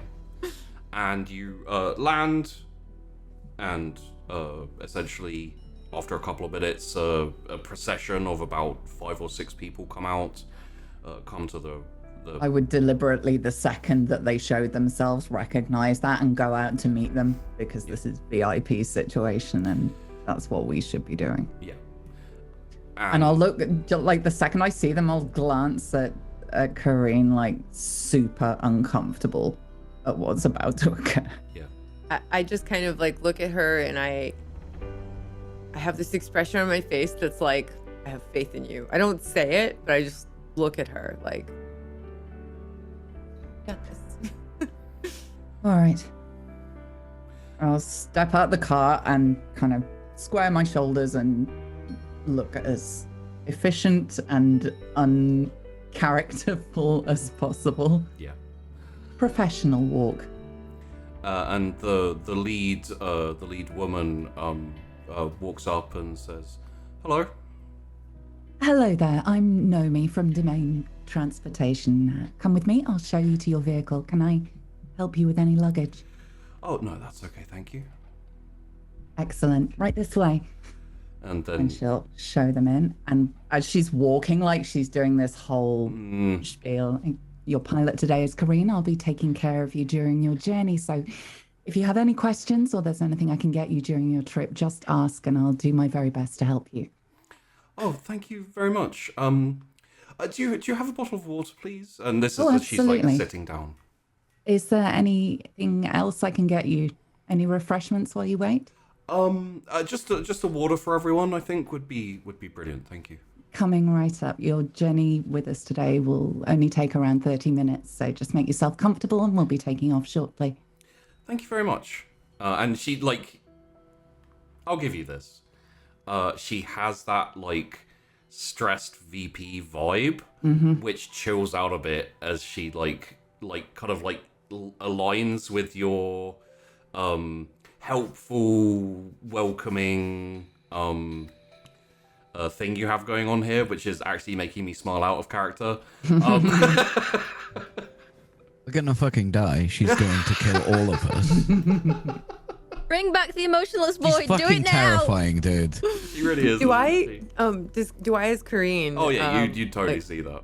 Yeah, so I think I would just kind of like, I'm not trying to show it on my face because there are customers or passengers or whatever.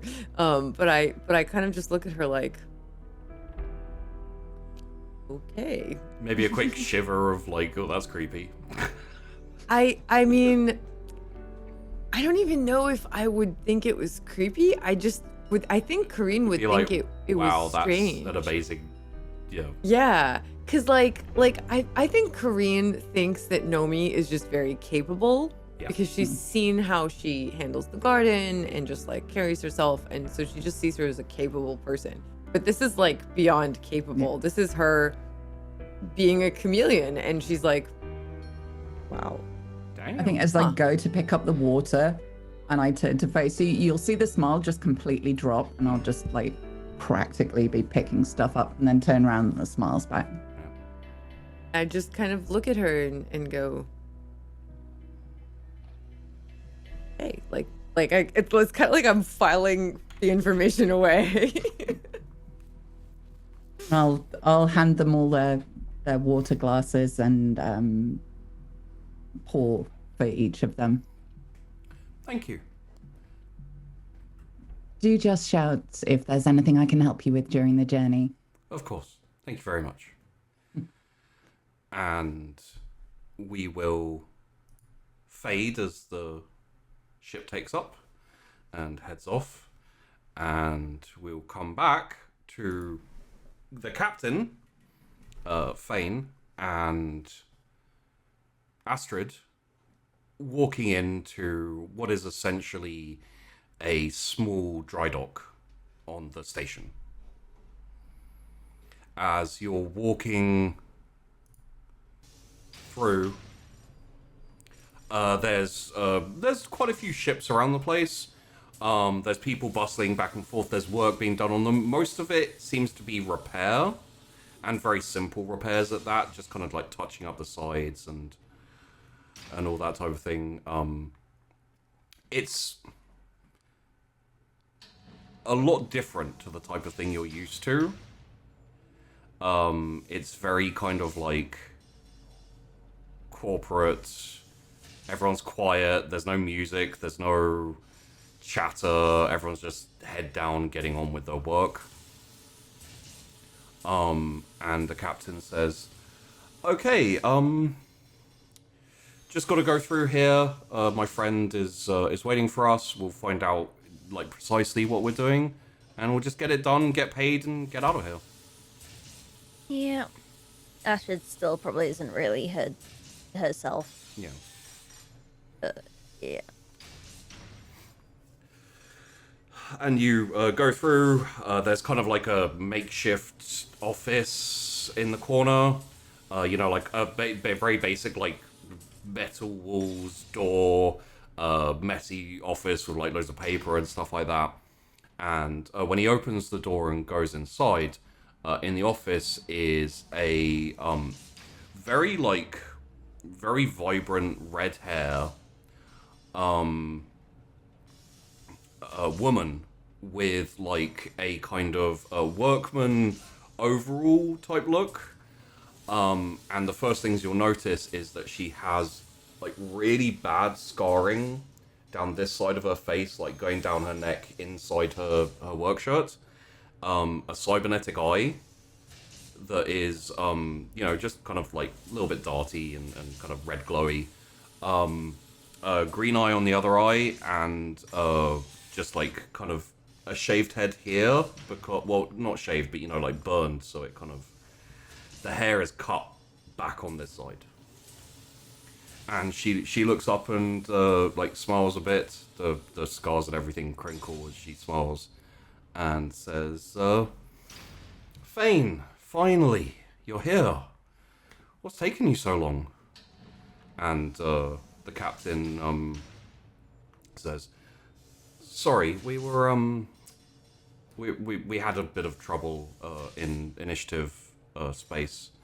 Took a bit longer than we wanted to. Got delayed." Says, not a problem. You're here now, and you brought me a ripper." She like looks at you, Astrid. Yeah, sorry. Just a term we use around here. A shipbreaker.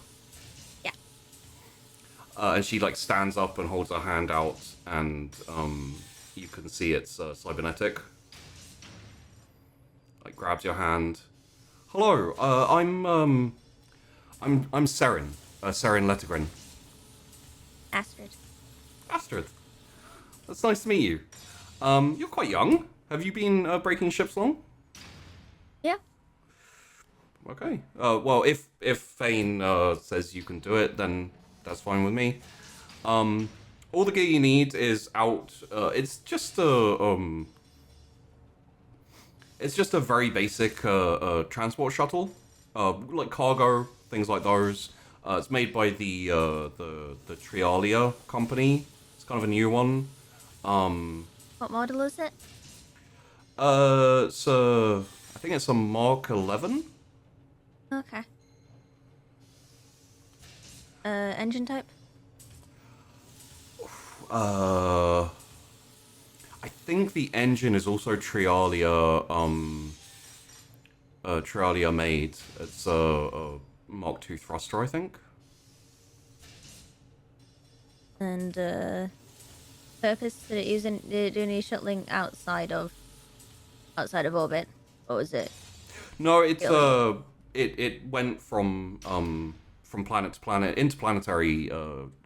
It was modified a little bit to carry more cargo. It's got 2 big cargo pods on the side that you'll see. So it moved a bit slow, but it should have worked perfectly fine. For some reason, it just broke down mid-space. Okay. Basically, we just need you to break it down, recover all the parts you can. If you can figure out what went wrong with it, that would be great. We get a bonus, which we'll share with you with the company. Hopefully, they can figure out what's wrong with it. Yeah. I'm gonna give it a shot. Brilliant. You're a lifesaver. Like, seriously, thank you so much for this. And Fane, you as well. Like, some of my workers have been on strike. They're demanding better pay, and the company's refusing to budge. So until that's fixed, I have to get people in to cover the workload.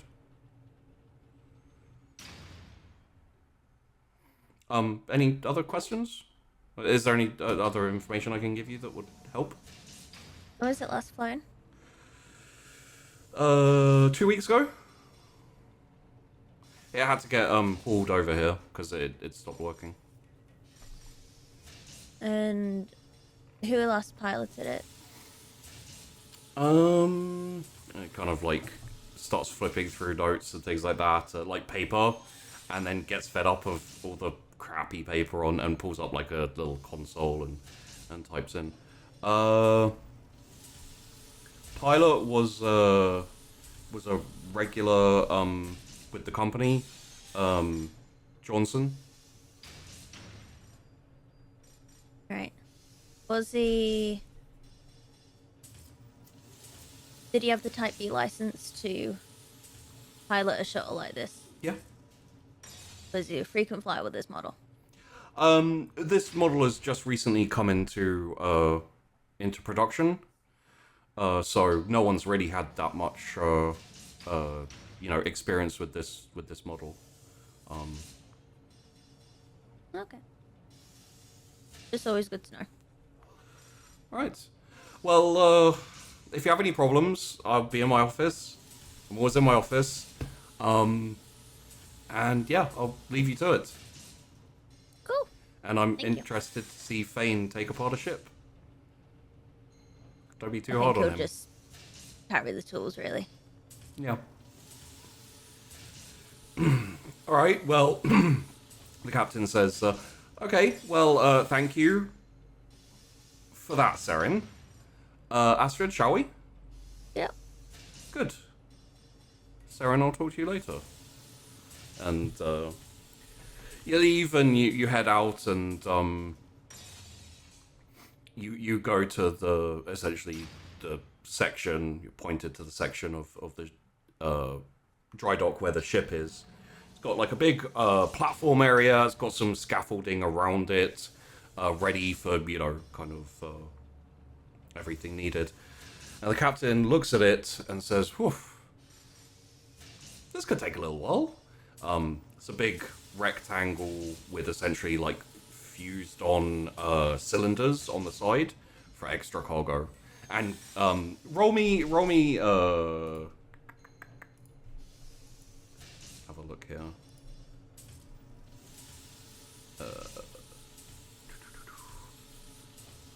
Roll me engineer, please, with a boon. Yeah.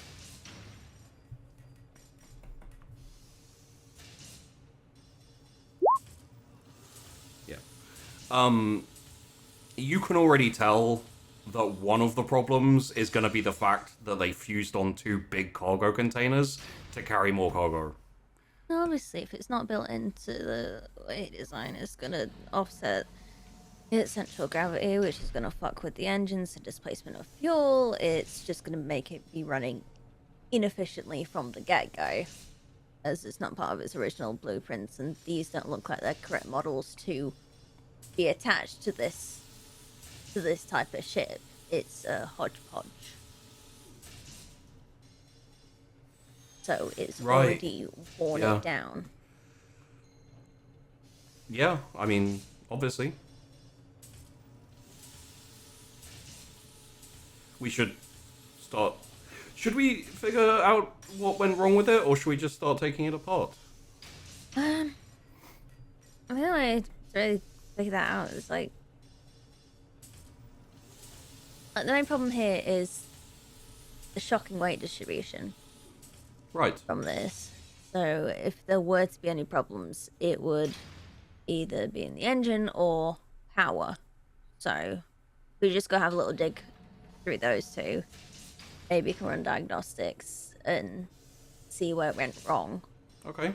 Otherwise, then we just start taking it apart top to bottom and hopefully find the problem along the way. All right. Well, and he like rolls up his sleeves. Let's get to it. Right, I guess we'd go inside the thing and to wherever the engine and power supply is in here. Yeah. So first up, I assume you're going to go power and engineering, like you said. Mm-hmm. So please roll me an engineering and an electronics. There you go. Boon or normal? Boon for the engineering, normal for the electronics. Alright. Ooh. Okay. That's an 8. Yeah. And electronics.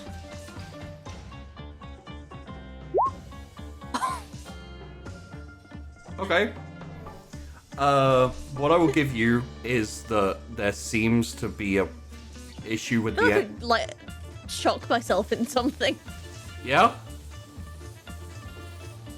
Wait, can you, yeah. Kat, can you shine the torch in here? I can't quite see it. Yeah, no, of course, there you go. Be careful.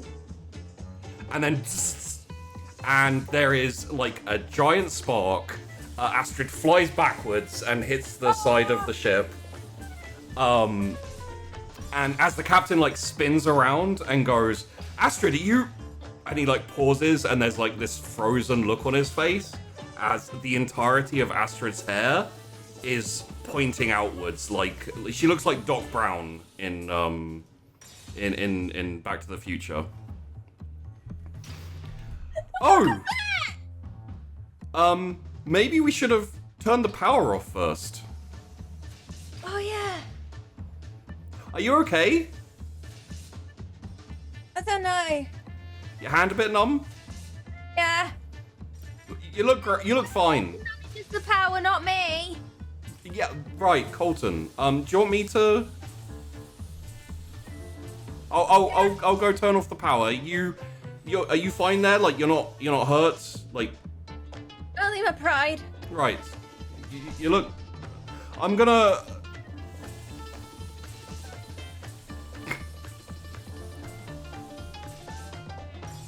Okay, come on, dude. You could do this. Close enough that he doesn't get electrocuted. It's not a failure. Ow. And then the lights flicker down. You hear the. And he comes back and he's like, okay, you good? The power's off. Yeah, I think so. Safety first, right? Safety first. Power off first is actually our new mantra. Turn the power off. Yeah. Right. Okay. Should we it's not a massive bonus. We don't have to figure out how this broke. We could just rip it apart. I'm gonna try, alright? Right, okay.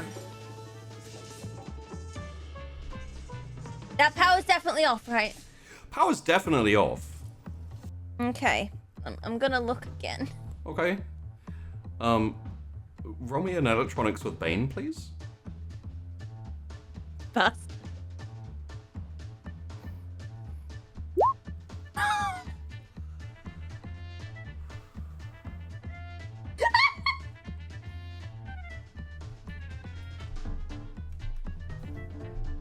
Right, it's definitely off this time, right, Captain? Right, definitely. And then, sure? yeah, as the spark hits you again and you get thrown across the room again, and you hit the wall. There's actual like little singed hair. Like your hair is partially on fire now. Not fire, but it's like. In my defense. You said it was turned off! I'm not. I don't know power. I don't know power on ships. I'm not Colton. I hit the off switch. Does that not turn it off? I mean, you would think, wouldn't you? Maybe the problem with this ship is incorrect, improper labeling. There's got some faulty electronics on it. Maybe I turned the power on. Is that possible? But all the lights went off. On? No, I did. There's a very distinct difference. There's an on button. I and there's an off button. I flipped it off. I feel well. I'm not surprised. You look fine though. You couldn't smell like a faint burnt hair smell in the room. Someone cooking bacon? No. No. Okay. You try it. Okay. I'm gonna go stand over here. Can you see if the power's off? Like, can you turn? It looks like it's turned off. Can you just turn it off? Like, make sure it's turned off. I really think it's turned off this time. Okay. Well, even so, roll me in electronics, please. Hey, the computer's all the way over there. Don't sass your captain.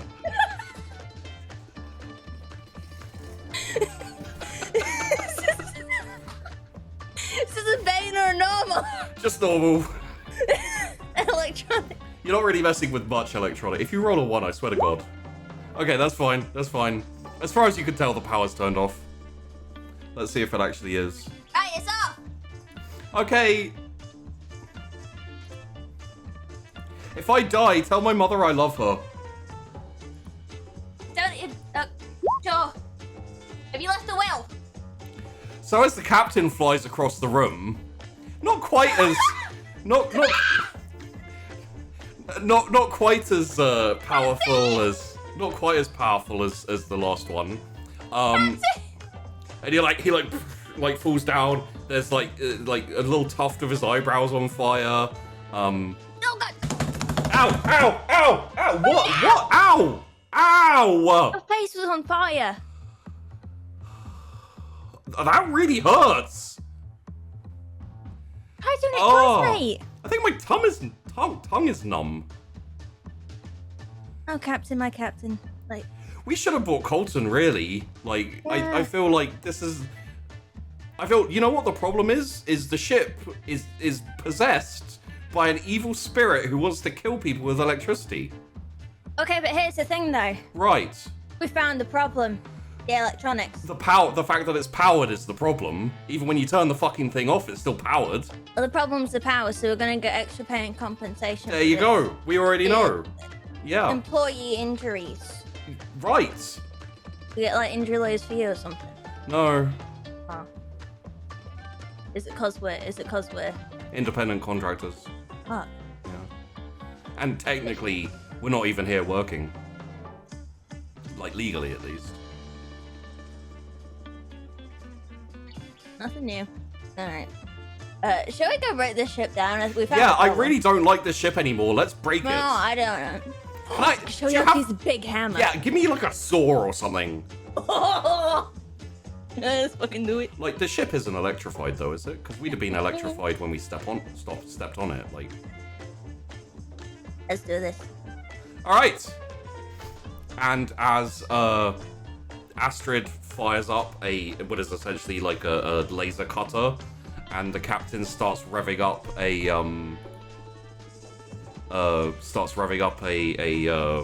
saw blade, which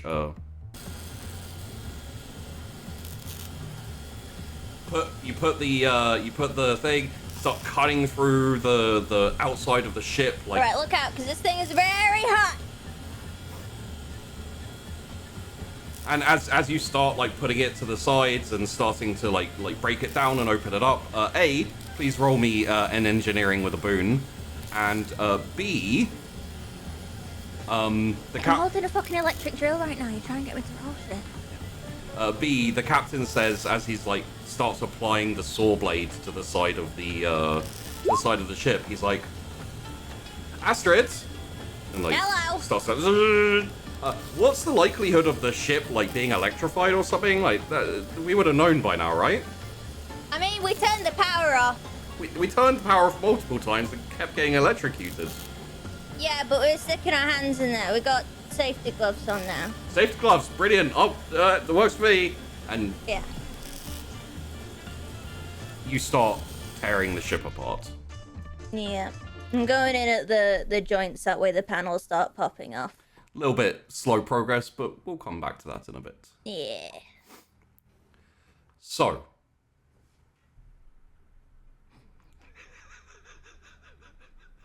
Such silliness. Kareem, Nomi, you touch down at a power plant, and the VIPs stand up over the. You can, say like, everyone, we have reached our destination, and that type of thing. Everyone stands up and nods and says thank you and stuff. The female VIP, who was the one who you talked to earlier, like hangs around as the rest walk off, and then walks up to Nomi and says, I'd really like to commend your employers for your work today. Do you have a someone I can, like, a number I can contact, and I'd like to commend you.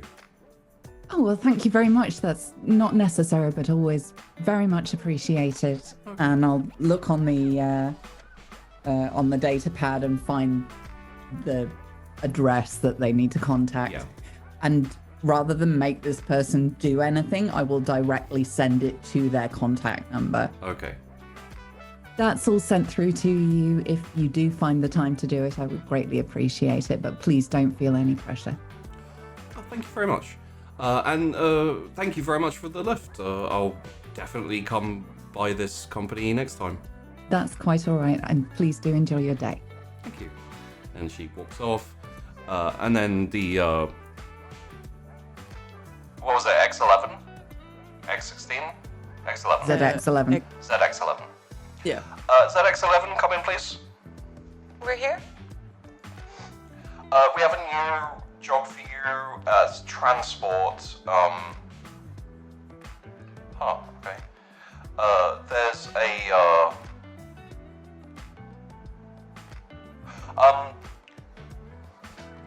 request from the military, troop transport up to a carrier, orbiting outside the atmosphere. Couple of squads. Is my ship capable of that? I kind of would look at Nomi and... Sure. Not a problem. Alright, thank you. I'll inform them you're on the way. Okay. And I would look to Nomi and I'd be like, okay, so now we're carrying some troops. Not so VIP, but still, What passengers. kind of troops? Government, I think? Isn't that what they said? I'll be looking up on the sheet, like, what kind of rank are we looking at? What kind of speciality? Like, it goes from captain down to essentially private. These are members of the Eltian Volunteer Soldiery, the EVS, and they are essentially they're a bit like a territorial army, except for they're not home defense. They're just not professional soldiery. Very often they're used in times of extreme need, but they maintain their training, and it's kind of like a part-time position. But yeah. do I know what they're being used for at the moment? No. But they're being the destination is a inner navy carrier called the Moor, which is currently up above. So it's possible they're just being used as a bolster force for the carrier to carry out military, regular military operations.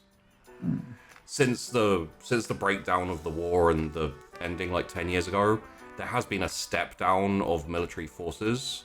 A lot of regular soldiery have been released, and Yeah, it just seems strange that they'd be using a civilian carrier. yeah. Yeah.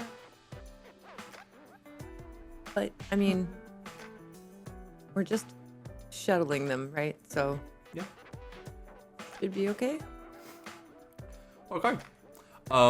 Yeah, you head on over towards the pickup point. It is essentially looks quite similar to the military facility. It's just further out, away from the center core of the city.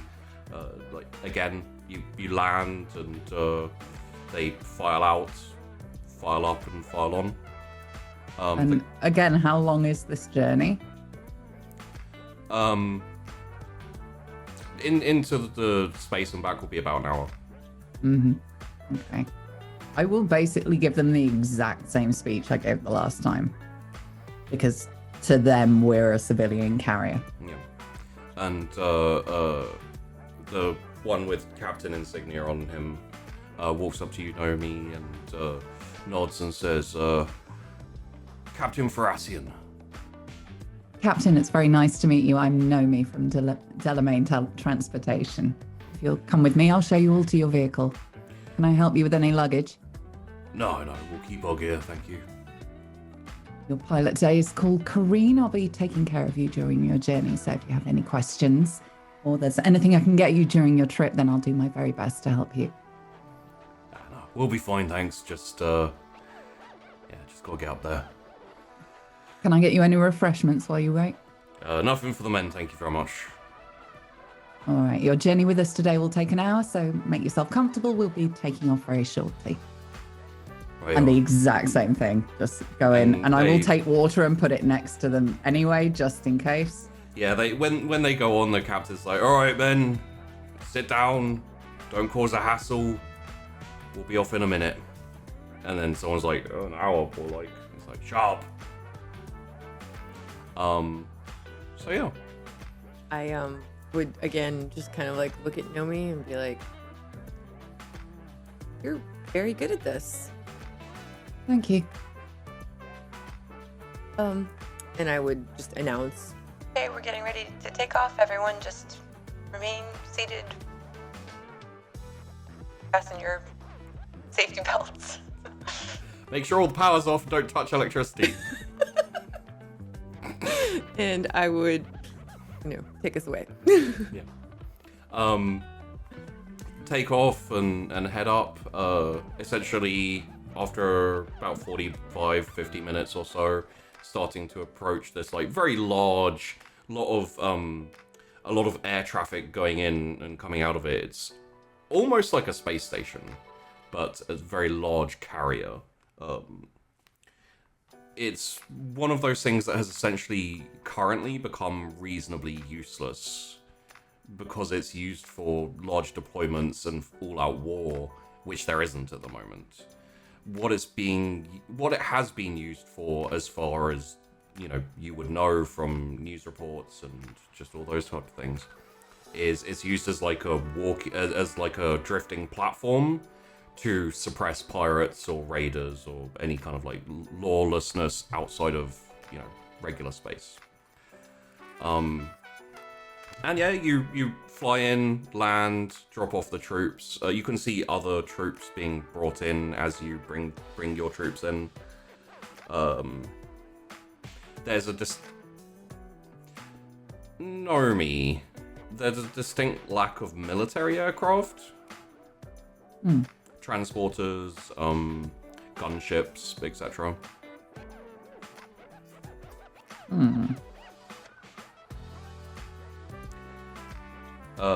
But the soldiers are let off. I assume, unless you want to try and stop them.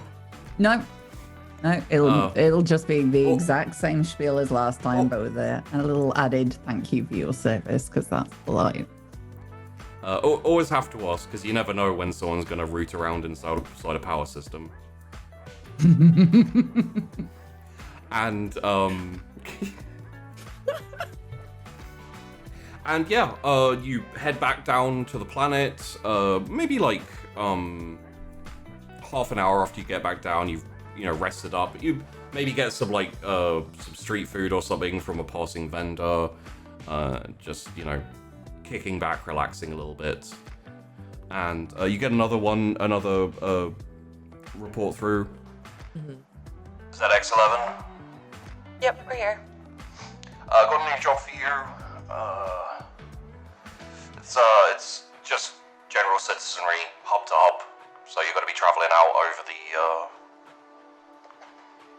the planet. Probably take like 2 hours. Okay, no problem. Okay. And beep. I'll instantly be flicking through like passenger names, locations, like what we're looking at. I'm just going to be looking at the map because, especially since this is like hub to hub, I just want to make sure the route is clear. Yeah. It's very basically it's going from this hub to another section of the world. So you're traveling like a long way over the world to another like industrial hub essentially. And what it seems to be is workers or people who work here traveling back home, pretty much. So all the people are just kind of regular job workers, nothing specific. And everyone, they turn up, they come back on, I'm assuming you'd like to do the same spiel. Yeah, she'll do the exact same spiel. I don't feel the need to do it. You've proved yourself. We know what she's doing. Yeah. And especially as these are workers, she'll want to give them the VIP experience as much as anybody. Yeah, and they all seem quite impressed and very kind of, happy to be on this slightly more luxury transport. But as you head out over the over the city, you come to a point where you essentially leave the core city. And stretching out in front of you is what you saw before, but because you're not like flying at kind of atmosphere level, you can see it a lot better. Like stretching out all around you is pretty much just shanty towns. It's buildings made of scrap metal and whatever people can find, and it's like you essentially hit the edge of the city where you have like proper buildings and all that type of stuff.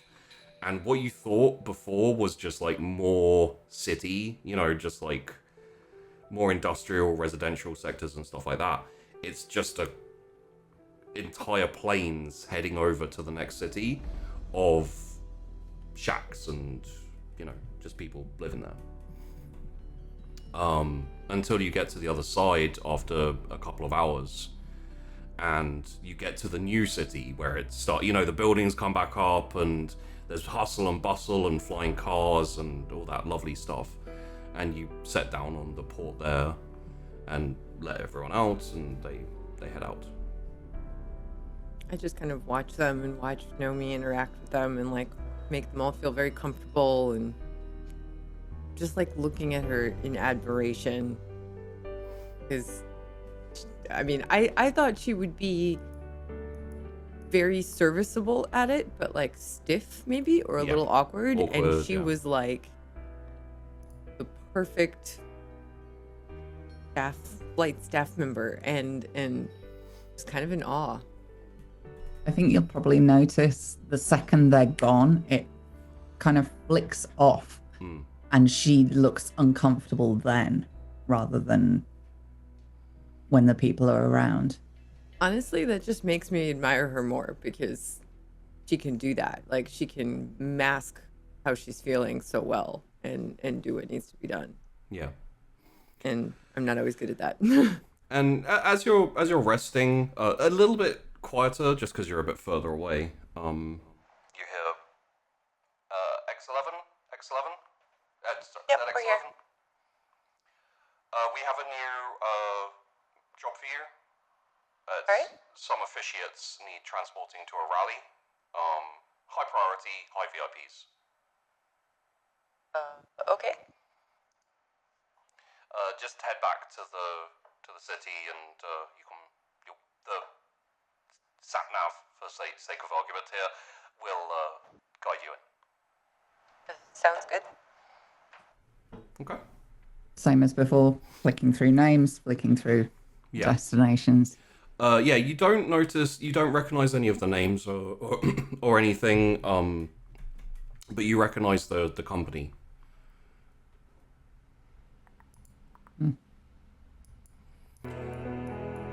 As you go through the names, it's all like,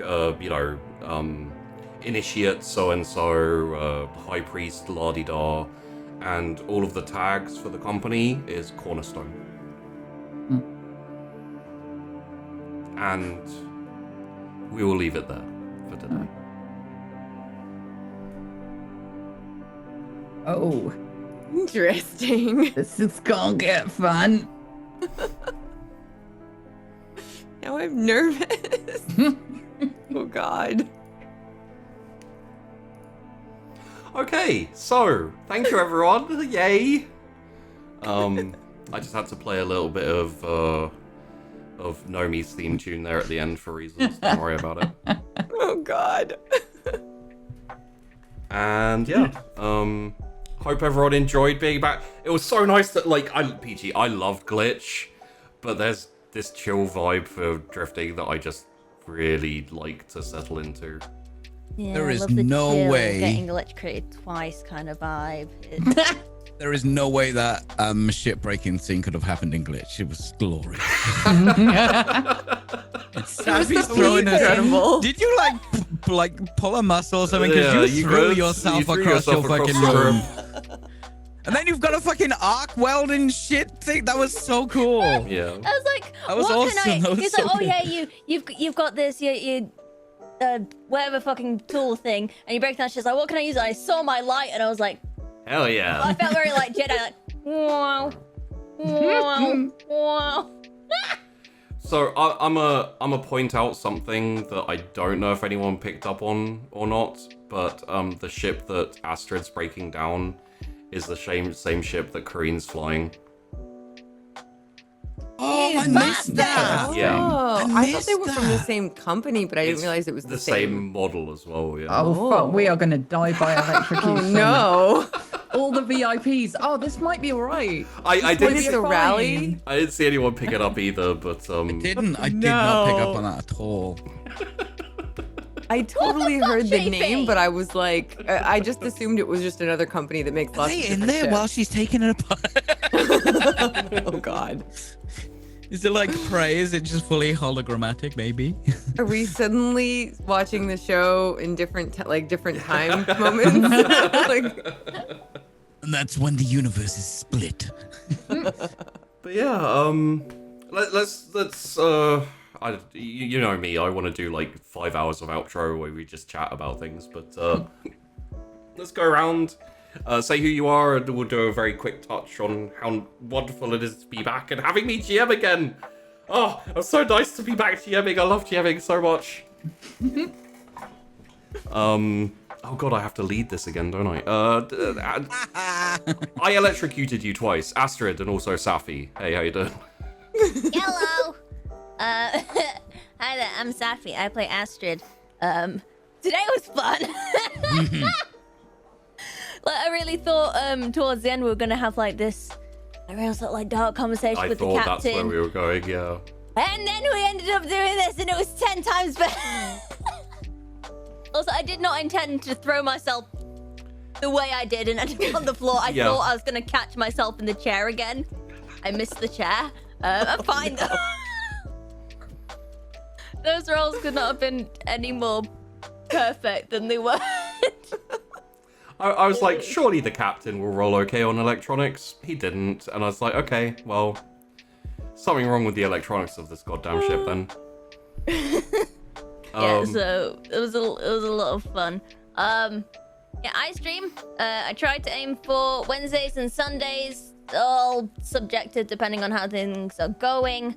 I like to do TTRPGs and horror games and story puzzle games. And we've just recently finished the game Unpacking, but the next game that I'm going to be playing was a game that Millie did a little show thing for a couple of weeks back. I just want to make sure I absolutely get the name right for it. Millie, what's this called? It's Dulac Dance of Death. Dulac Dulac and and Fae. Fae. Yes. I've got that lined up and ready, and we're gonna be playing that next. And I'm very excited about it. Yee. So yeah, you can find me on Twitch and Twitter at SafiPie. Nice. Moving on over to Colton and also Peachy.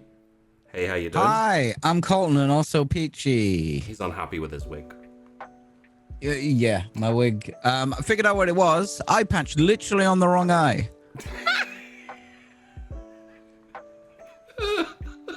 So, like, one of my eyes has slightly worse vision than the other, and I had the good eye covered, and I'm like, why can't I fucking see today? This is all weird. And then, not even halfway, it was like 3/4 of the way through the show, I'm like, oh, it's on the wrong eye. There you go. I did see you move it, and I was like, I have other things to worry about right now. I'm not going to ask. Yeah, Martin. Yeah, everyone just ignore that. It was mirrored or some shit. I don't know. Peach Pixelate. On Thursday, I'll be doing The Ghostbuster, where I debunk paranormal bullshit videos and we watch some spooky shit. It's good, fun. Also, Shadow Warrior 3 is coming out, so I'm going to be playing that. Yeah, I'm going to be playing that. I have been playing a lot of Cyberpunk, but Shadow Warrior 3 is coming out. And I won't be playing Elden Ring because I'm playing it offline because nobody needs to hear the utter filth that comes out like that. I feel like they do anyway, but okay. Oh, it's worse. If Oh, you've okay. been on my stream, it's worse. It's really homophobic usually. Oh. legal reasons, that's a joke. Yes, that For is, legal in reasons, fact. I enjoy a spot of cock. Who doesn't? Please don't DM me. I mean, Anyway, do there need to on- be legal Moving on. reasons? Depends what you do with it, I guess. Kareen and also Tess, you're up. Thing stuff, Wondercast, because Wonderlands is launching later this month, and we're doing a Wondercast show on Wednesday, and it's going to be amazing on the official Gearbox channel. It'll be very cool. I'm very excited to do that, and I will also be streaming on my channel on Saturdays like I normally do. And there may be other things as well. Oh, I'm in Rhyme on Table Story on Fridays, 5 p.m. Eastern. That's still a cool thing. I'll be back this week. I wasn't there last week because reasons. Just come stop by on Saturdays. There's usually derpiness. If it's not Saturday, it's Sunday. I'm playing Elden Ring. I really like it. It's really, really, really cool. There's definitely some language. But yeah, come stop by. Finally, but not finally, Nomi and also Amelia. Amelia the Chameleon. Wow. Look, can I just say, when you, like, I was thinking you might do something along those lines, and that's part of the reason why I was like, oh, that would be really cool to have Kareen and Nomi do that. But when you did it, I was like, we hadn't talked about it, I hadn't suggested it or anything. I was just like, beautiful, very well done. It was weird to do that because it couldn't be like how I'd do it. It had to be like she'd do it. Yeah. Yeah, that was cool. I've been waiting a long time for her to be in a situation where something like that came up, and she had to Terrifying. adjust slightly. It's going to be really interesting to see how it plays out from now. I had to spend the entirety of that scene trying to, like, keep my face straight and, like... Twitter. What do you do? What do I do? Yeah. I'm a voice actor for video games, but I can't talk about that because they will sue me and steal my cats. So I can talk about the many, many things that I've overcommitted to coming up this week. Yeah, that's the mood, right? Tomorrow I'm on Susanna Grace's channel. We're playing Phasmo because it's Tuesday. Wednesday I am on Jay Britton's channel and we're playing Wild RP. As brother or sister. It's not weird, it's just fun. That's what the Lannisters said. Yep, just a bit of fun, just wholesome family fun. Thursday, I'm over on Follow Black Cats, playing our After the Fire Game of Thrones tabletop, speaking of Lannisters. And Sunday, I am starting my very first D&D campaign over on Ophelia's channel. Well, no. So you get to see the narrator of Baldur's Gate 3 fail to know how to play D&D. It's going to be quite the experience for all of us. So yeah, follow me over on Twitter, and I guess you'll get a heads up about the various shittery I'm up to this week. But I haven't told anybody what character I'm playing in this D&D thing yet, so that's going to be a surprise for everyone. Nice. And myself, finally, I'm Sheepdog. I run the Wandering Inn. Yeah, it's lovely to have you here. Saw quite a few new people. Hey, how you doing? Thank you for the follows. Saw at the lead up to the start of the episode, everyone gifting subs and subbing and all that kind of shit. Knock that shit out. We've had words about this before. Speaking of supporting the channel, if you'd like to. I am starting to do things for the for certain tiers of patrons and stuff. We got little extra bonuses and things like that. So if you enjoy the show, if you want to see more, and if you want to support the channel, head on over to the Patreon. The link is somewhere. I really need to get my shit together, but the link is somewhere and you can find it. And you can support the shows and the channel and, you know, help pay for the cast and all that type of thing. And yeah, I just want to say it's really cool to be back with drifting. I was nervous in the lead up, you know, just because it's been a little while. I was like, you know, I need to get back into all my ridiculous amount of notes and everything that's going on there. And then we all just fell back into it, and it was like, oh, this is so chill, and just even when it's dangerous or scary or disturbing when Nomi's doing her comedian act. Hey, she was very reassuring. VIPs love that shit. It was really, really good. Well, I used to work for Port. Oh, well, there you go. But yeah, it's really nice to just get back into it. And next week, well, we have a ship to break, we have a bounty to bring in, and we have perfectly normal people to transport on a ship that there's nothing to worry about. God. Yeah, everything's gonna be fine. Yeah, It's fine. I'm not gonna have to kill them all. Oh, and actually, speaking of, well, not speaking of killing everyone, I've been looking into like other systems and stuff, and I found this one called Wander Home, which is like a semi-GM-less system that includes like anthropomorphic animals. It's apparently like a mixture of Animal Farm and Redwall. So I may have found my system to run a Redwall campaign on. We will see. Nice. No promises yet, but I'll look into it and I'll see about it.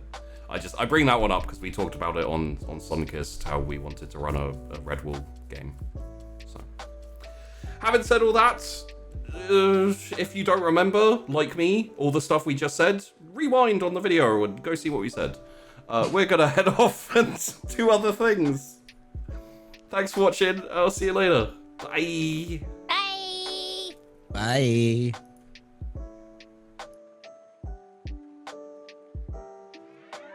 Where do I move in this world? Could you please tell me what the hell I'm doing for it? Bring me to my knees. I'm so stupid. Would you tell me honestly if I wasn't meant to be what I see when I dream? Where do I move in this world? Could you please tell me what the hell I'm doing for it? Bring me to my knees. I'm so stupid. Would you tell me honestly if I wasn't meant to be what I see when I dream? It's a big, big world out there. Plenty possibilities. All of them is killing me soft. I want the real me figured out right here, right now. Is this lifestyle the right style for me? Only with time will I see. But by then it'll be too late. Looking in the mirror at a stranger's face. If I wasn't right, would you tell me straight? Or would you let me? Where do I move in this world? Could you please tell me what the hell I'm doing for it? Bring me to my knees. I'm so stupid. Would you tell me honestly if I wasn't meant to be what I see when I dream? Where do I move in this world? Could you please tell me what the hell I'm doing for it? Bring me to my knees. I'm so stupid. Would you tell me honestly if I wasn't meant to be what I see when I dream? I want something great instead of all dismay, but I can't find my way. I fall on my face, I flatline my faith. I want all escape, let's throw it all away. Just like the thoughts I trade for a couple of bucks in this big bucket of love. I'm steady throwing my up, hoping for that 1 in 100. But fuck stressing the numbers. Pop this deck in your summer and see the inner of my head declog like a plunge. Y'all be akin to my feces. Your best bet be the Bee Gees. The way you think living's staying alive. I got my head and my smile, but don't know where I'll fly. I'm just spreading my wings, I'm fine with taking my time. I used to rush it all out, I'm trying to slow it all down. Take my feet and lose ground, give them somewhere to hang. I always want it right now, trying to slow it all down. Take my mind and lose ground, watch it floating away, yeah. Where do I move in this world? Could you please tell me what the hell I'm doing for it? Bring me to my knees. I'm so stupid, would you tell me honestly if I wasn't meant to be what I see when I dream? Where do I move in this world? Could you please tell me what the hell I'm doing for it? Bring me to my knees. I'm so stupid, would you tell me honestly if I wasn't meant to be what I see when I dream?